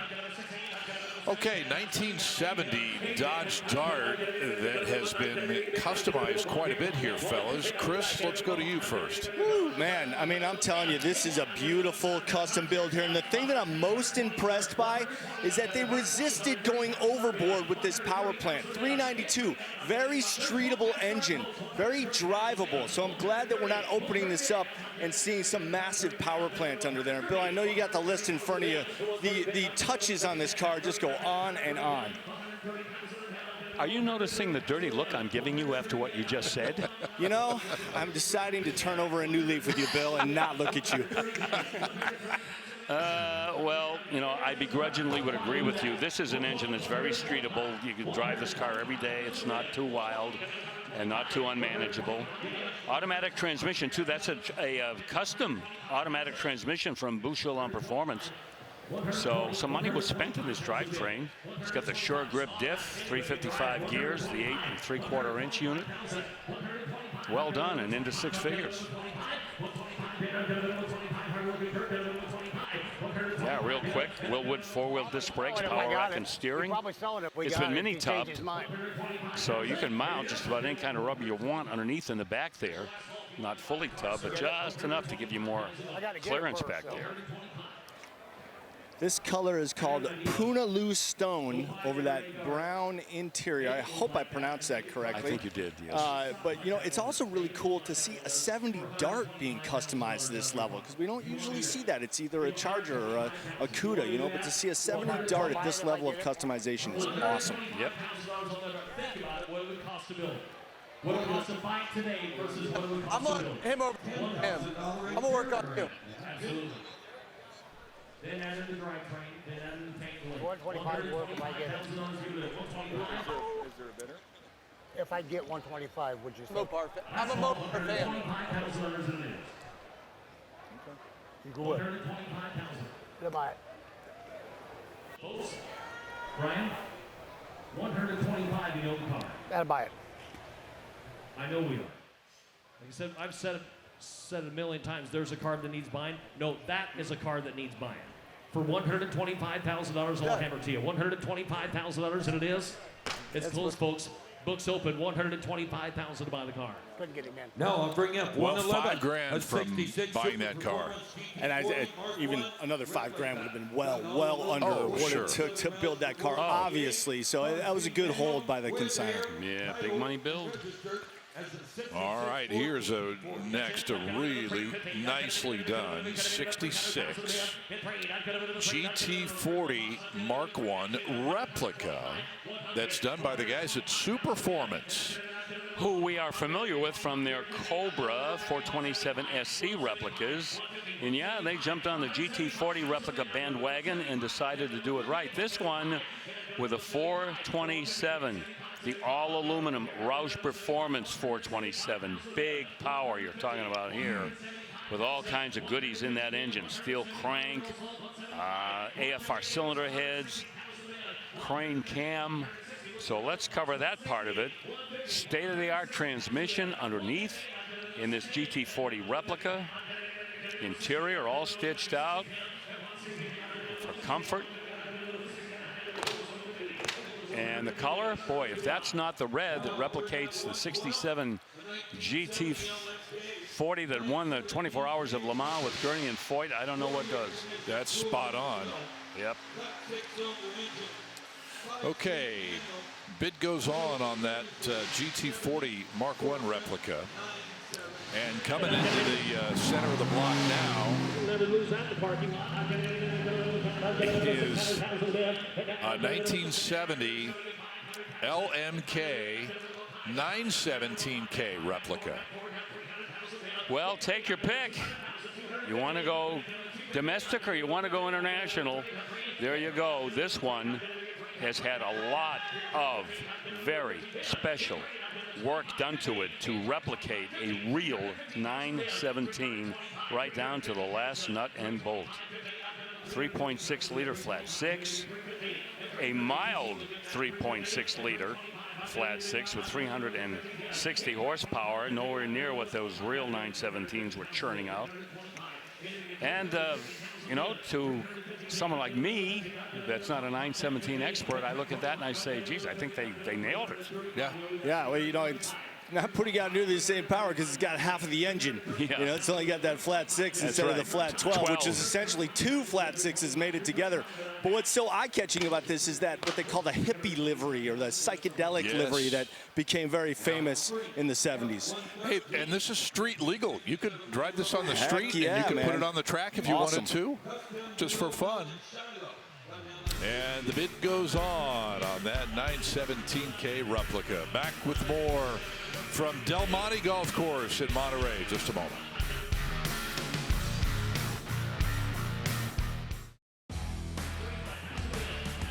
Oh, look at this Central California coastline. We're in Monterey. It's time for our State Farm moment of the day here at Mecum Monterey. A little while ago, beautiful little 57 Thunderbird came across the block. Coral sand, black and white interior, wide whites, 245 horse V8, 312. And it sold for $29,000, much to the delight of that gentleman right there. 2 thumbs up on the 57 T-Bird. That is our State Farm moment of the day. Like a good neighbor, State Farm is there. Let's bring you up to date. We're going to go to, before we do that, get into Danielle, Trotta, and then we'll tell you about a little bit of breaking news. We're under the big tent here out on the lawn, and we have the headliner for Kissimmee 2026, Steve, this exquisite 1962 Ferrari 250 GTO. And you want to tell us at home, all of our viewers, one of the things that was so important for Ferrari to get right was the engineering and the aero on this car. Yeah, airflow, when they were looking into the design of the 250 GTO, was crucial to the design of the team, and Enzo Ferrari, working with engineers Bizzarini, wanted to make sure that they could keep the engine as cool as possible. So one of the most distinctive features you'll see on a 250 GTO is these 3 D-shaped inlets, which is designed to get into the radiator and into the engine to cool the engine bay. However, caution aero design, it's just as crucial as important. When you put air into a design, you've got to get it back out again. And we see that here on top of the hood or top of the bonnet with the louvers. And then as you move down across the front fenders, this is exactly what we're seeing here. Some of the GTOs had 2 vents here. Some of them had 3. Clearly this one's got 3. Venting air from inside the wheel well on the front vent, and then at these 2 exits here, venting air from inside the engine bay. And then, Danielle, as we move further back along the car, one of the other crucial areas of the car was what was happening under the wheel well at the back.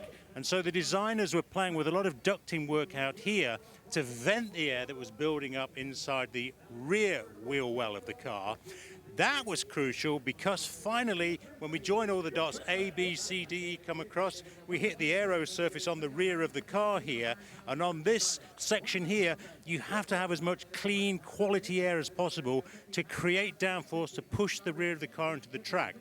The first few cars they built, yeah, they did start to move around a little bit, and they eventually got that right. They didn't cure it completely, but it just goes to show just how much effort all the team at Ferrari were putting into that car to make sure the aeroflow from the front to the rear was as perfect as they could get it. One of the things that makes this car so exquisite, one of only 36 in this white livery, Steve. I cannot wait to see this get to Kissimmee in 5 months. I am beyond excited, and working it. This car with you today, it's just so thrillingly exciting to be so close to it, isn't it? To be up close and to see some of, I don't want to call them the imperfections, but the realness, that the life that this car has lived. Yes. You're absolutely right. It's because when Ferrari are working on this design, technically, when they made the car, it was a race car, and all race cars are in a continuous state of flux, and we see it on the design. Yes, absolutely. Maintained, repaired, refinished, but never restored, Scott Hoke. This Ferrari is so special. It is indeed, Danielle and Steve. And I think Steve is going to unroll his sleeping bag and stay there in that little glass house with that Ferrari. He doesn't want to leave the tent. Yeah. Once in a lifetime we get to see a car like this.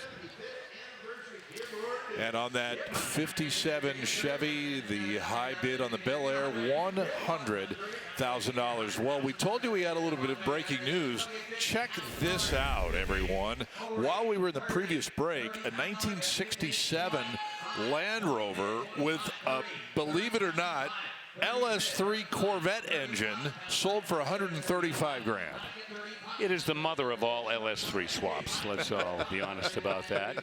With a General Motors Source 6-speed automatic transmission and lots of other stuff, which explains the price paid for that Land Rover.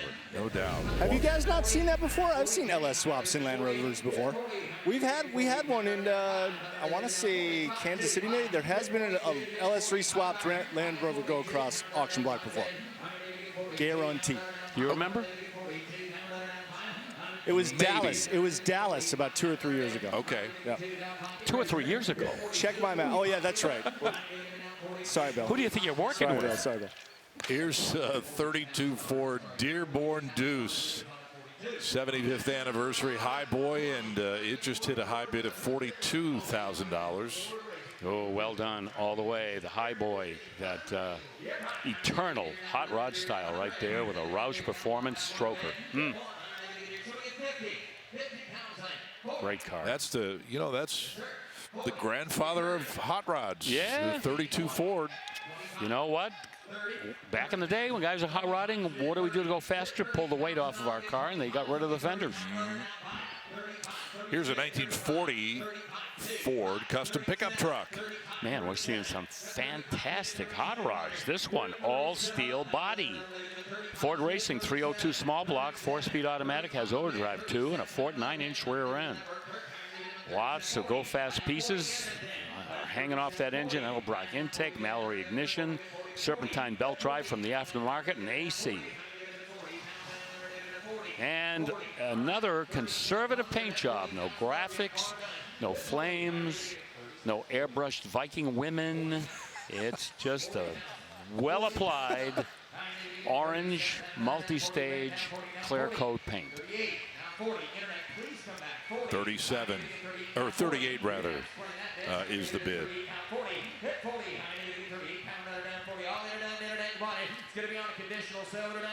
Body dimensions pretty original here. They didn't chop the top. All the fenders are on there, not molded. A lot of the cut lines have survived. Okay, $38,000. That is the hammer price for that 1940 Ford pickup truck. Well, you talk about rare Corvettes, Bill, and certainly the L88 in 1967 is rare, but overall, this is one of the rarest Corvettes that we see, and that is the 71 LS6. Yeah, that was a one-year-only deal for the Corvette. The 425 horsepower 454 that you see right there. But let's take you beneath the car here, in case you're wondering how the bottom of this Corvette looks. Yeah, that's immaculate. Look at that. They've even replicated the overspray there on the transmission and the bell housing. Just taking that extra step. You see the floor pans there are unmarred. Exhaust system clean as a whistle. It's the way we like to see them. Detailed and ready to go top and bottom. And that 454 is backed up by the M22 Rock Crusher 4-speed and 336 gears. Kind of a good tweener gear in the back, not the 308s or the 456s.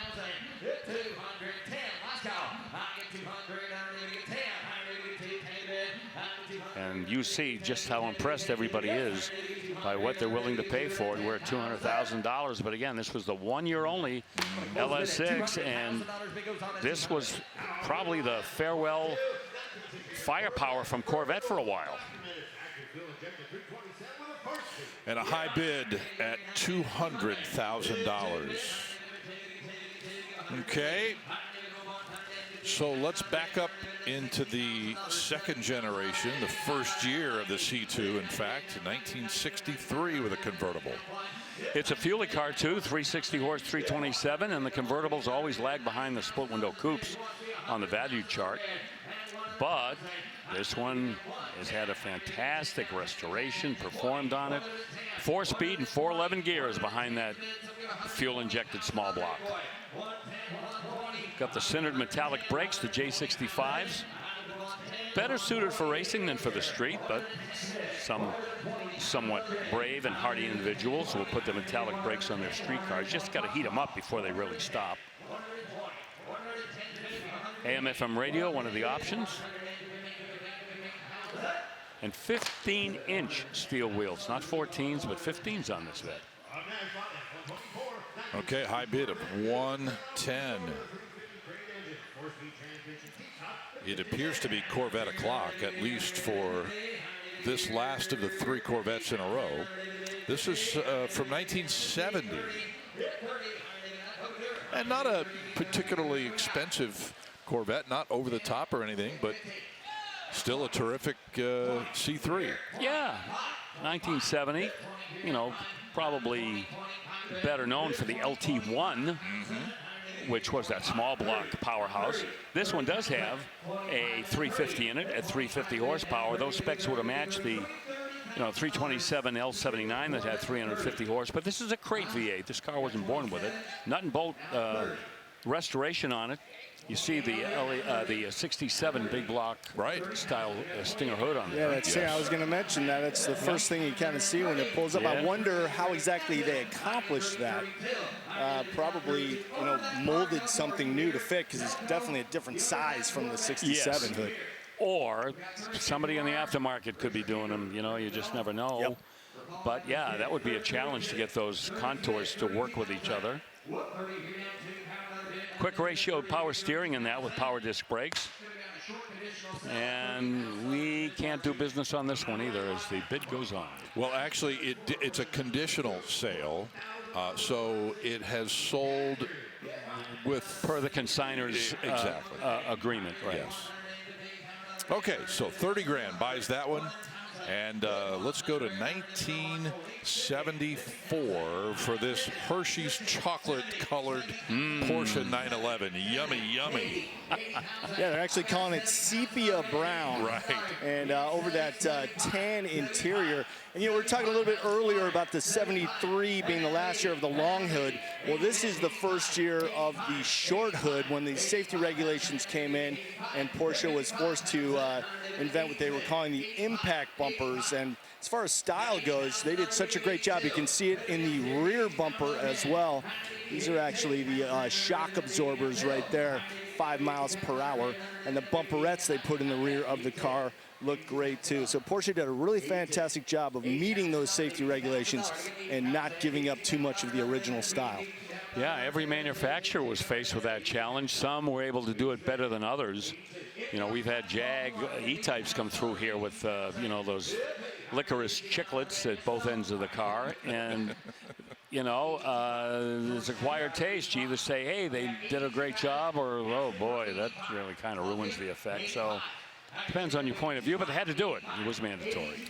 So We were also talking about the increase in power from 73 to 74. This is sporting the 2.7 flat six, where the 73 had the 2.4. So Porsche was also very famous for that, for slightly increasing displacement as the years went on. You hear us talk about 996, 993, 930, whatever. This would be prior to that, the advent of the G Series. It is cars. the G Series, correct. Yeah. It's the classic era of the 911 that went up until 1989. Mecum rule. All right, so 95. $95,000. I do kind of like that sepia brown. I mean, it looks pretty plain. Yeah, but it's an unusual color. It looks great in the coupe as well. Agreed. We'll see what he comes back But that's with. not 80. A very famous Hermosa Beach Vashik Pollock down in Southern California. It's cool that they kept that license plate holder on there with the classic blue California plates as well. So that's the same thing as what we got. He said no to that. Well, they're trying to figure the math out. 95. What do you want? Okay. That's Gus Kozar on the telephone. Well, it's not the only bidder, Dan. That's just where we're at. You know how this works. So he's at 92.5 all in. Dan is at 92.5 all in. All right, hang on. I'm just telling our ring guys so they could figure this out with our. So just hang on. 84. I know you know how this works. Bill, does the consignment sheet indicate that those are the original Fuchs on there? Because that certainly pushes the value of the car up. It does not. They've been restored. Yeah, but don't know if they're the original Fuchs. Hey, how about that? The reserve comes off. All right.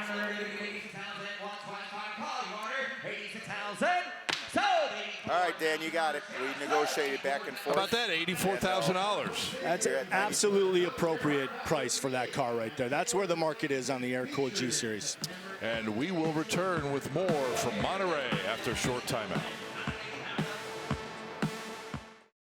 The Porsche 918 Spider, an exquisite piece of engineering from Germany, but what really catches my attention is the production date, 2015. I say that because this car is plug-in hybrid technology. So Porsche 10 years ago were already all over that advancement in technology. The engine itself is taken from an earlier racing project by Porsche. They redeveloped that engine, put it in the back of this car, and all in all, I have to say, with that hybrid technology and the race derivative engine, the overall result is a stunning piece of engineering. Well, Steve Matchett has told us a little bit about that car, which we will see tomorrow, and that is in the glass house that is right next door to our location, to the right of where we are.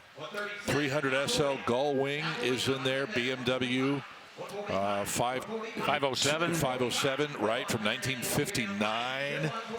We see the Lamborghini Miura, more Ferraris, the Cannonball 248 GTS or 246 GTS. Wow.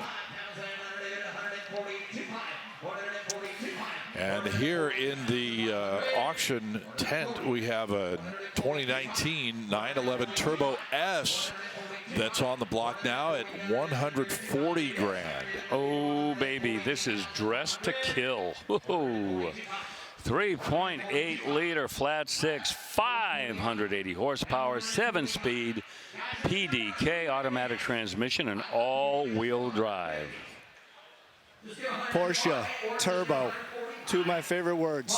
Bingo. Back to back. I love it. There's a great little detail inside too. The clock that's on the dash has a yellow face that picks up the calipers of the car. That. Very cool little touch from Porsche. It's loaded. Loaded. Power top, black leather interior. Oh, it's got that special stitching on the inside, the memory package, 14-way power heated, ventilated bucket seats. Check mark, check mark, check mark. Center console, dual zone climate, Burmester high-end surround system. Look at how cool those wheels are too, that it almost seems like there's nothing there, and you can get a clear view of the discs, the calipers, the whole deal. Yeah. I think the only thing that this car is lacking are 3 pedals, and Porsche fans have been clamoring for so long to get a turbo with a manual. The closest thing you can get right now is coming up on our broadcast tomorrow, when that Porsche ST that I previewed at the top of the show will be crossing the block. Right. Okay, the high bid there in the 140 neighborhood, I think. And on to a 1959 Edsel Corsair. I do remember earlier I mentioned that it was on this day back in 1947 that Ferrari entered its first race as a factory team. Do you know that? I'm almost afraid to say yes, I remember. No, don't be afraid of this. I don't blame you, but don't be. You know, on this day in 1957, the people at Ford began the R&D on building the Edsel. Really? Yes. And look what happened. They built it, and then bad things happened. And then they didn't. What a shame. Wow. What a shame. It cost Ford, in today's money, over $1 billion, technically. And it just didn't catch on. The styling was maybe a little bit edgy, and some of the technological, if you want to call them that, subsystems on the car, like the push-button transmission with the buttons in the center of the steering wheel, things like that. People just had a problem kind of synthesizing the changes that Ford was putting into this car so quickly. So, yeah, we know the history from there. Well, we move to a 67 Bronco Kindred that is well into 6 figures. There's part of the reason why. Oh, boy. 460 horsepower out of that 5-liter Coyote. One of 5 produced exactly the way this one sits, with an automatic transmission, beefed up rear suspension, custom leather interior. Some great electronics in this. The wireless phone charger, those are so cool. I wish I had one. Got the Bluetooth, Apple CarPlay, surround sound. Well, there are 2 sections of the market that are so strong right now and holding fast. One, of course, the air-cooled Porsches, which we've seen a bunch of examples. And 2 are these Broncos. It's just incredible when they've been customized to this level, the prices that they're getting. Doesn't matter where we go, we'll always see them. Here we are in Monterey, California. Look at this. 190. 190,000. 67, second year of the Bronco production. 190,000. Yeah, they didn't build them like this in 67, though, did they? No one would have dreamed of a Bronco like this. For $190,000. 190. Of course, when I was delivering pizza for the Cambridge Tower Pizza with those Broncos, this didn't even have to go that far. would have been what to deliver pizza with to keep it hot. Now, if your man would just give 200,000, maybe we get this reserve off. But I've got $190,000 and I'm asking 200,000, sir. I know you wanted to. Yeah, we'll look for reserve when that reserve's off. Yeah. Hey! Reserve's off. The reserve comes off. I said that's the magic number if you want to do it. 190's bid. 200,000, yes or no, sir? I get 190. Anybody else? 200,000 on it, all in it done. I give it now 190, 200,000. Is it going to get to 2? Nope, but that's okay. $190,000. That is pretty cool. Okay, we are going to pause for the final time this afternoon. We're going to come back and wrap up the show. Also discuss our top sellers from today, and I have a feeling we might be talking Ford versus Ferrari.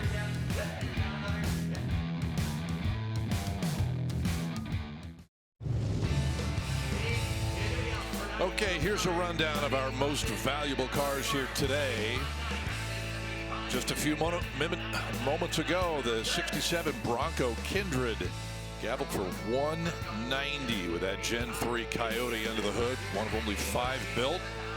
2015 Ferrari 458 Spider a little bit earlier. 562 horse V8 brought 235. And our number one of the day today, the Dino 246 GT in rally yellow from 1972. It brought $250,000. The proceeds going to Home for Our Troops. A terrific cause, and we mentioned it earlier, a win-win situation on that. $250,000 leads the way. And there you look at the top five. Bill, what do you think? Well, I think that the international contingent won, at least numbers-wise, this time with 4 out of the 5. But we got another day to go, don't we? Indeed we do.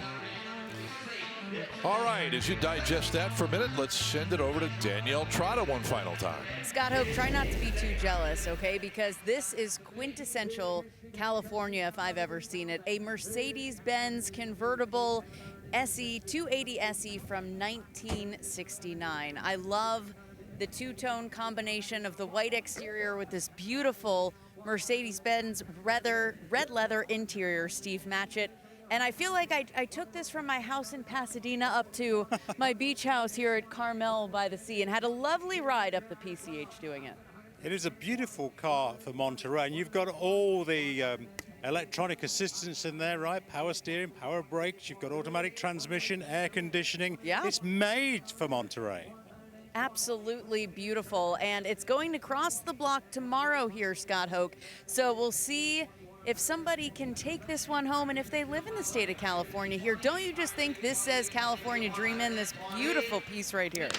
Yes, Danielle, one of many out there on the fairway that does. Very nice. That is classic Mercedes-Benz all the way. So what we are going to do is take a look at this, which is a 2018 Ford Earth Roamer Expedition. It's actually a motorhome, and it's being sold on the big screens here under the tent, but the vehicle is actually parked outside, as you can plainly see. And I think the bid is they're asking $200,000. Well, it's got everything. This is an all-purpose off-road RV, and not many like this, believe me. This is, believe it or not, this is 7 years old, and I don't know how much use it's gotten, but it looks brand new. But it is rugged enough to take you anywhere you want to go. You know, this could be like a support vehicle for some of those Dakar rallies over in Africa. True. You know, the crew would have you know, a place to stay and have their meals and do a little sleeping while they're out there in the wilderness. Look at that. You see it's built on an F550 chassis. Yep. Power stroke diesel. Oh boy, everything. A 16,500-pound Warn winch. Yes. Talk about heavy duty, huh? Yeah. I saw these at SEMA. I believe this Earth Roamer company also makes a Ram version of that same kind of off-road survivalist living. The insides are unbelievable. Beautiful materials that they used in there. Yeah, that has just got everything. I mean, you could, you know, take your bug out bag and never be heard from again. Just disappear. Yeah. Luxury too, you know, it's got satellite television in there, and security cameras and cherry cabinetry. Full bathroom. It's got a dishwasher. It's really amazing inside. Crazy. All right, that is going to wrap things up for us today. Our first day at Mecum Monterey here in 2025. So glad that you could spend a little bit of time with us today. We appreciate you watching. We'll continue our coverage tomorrow, by the way, at 1 o'clock Eastern. 10 a.m. here on the West Coast, live on ESPN+. And again, thanks so much for watching. We will see you back here tomorrow. For Bill Stevens, Chris Jacobs, Danielle Trotta, Steve Matchett, I'm Scott Hoke. For our entire crew, California. Good night. We'll see you tomorrow.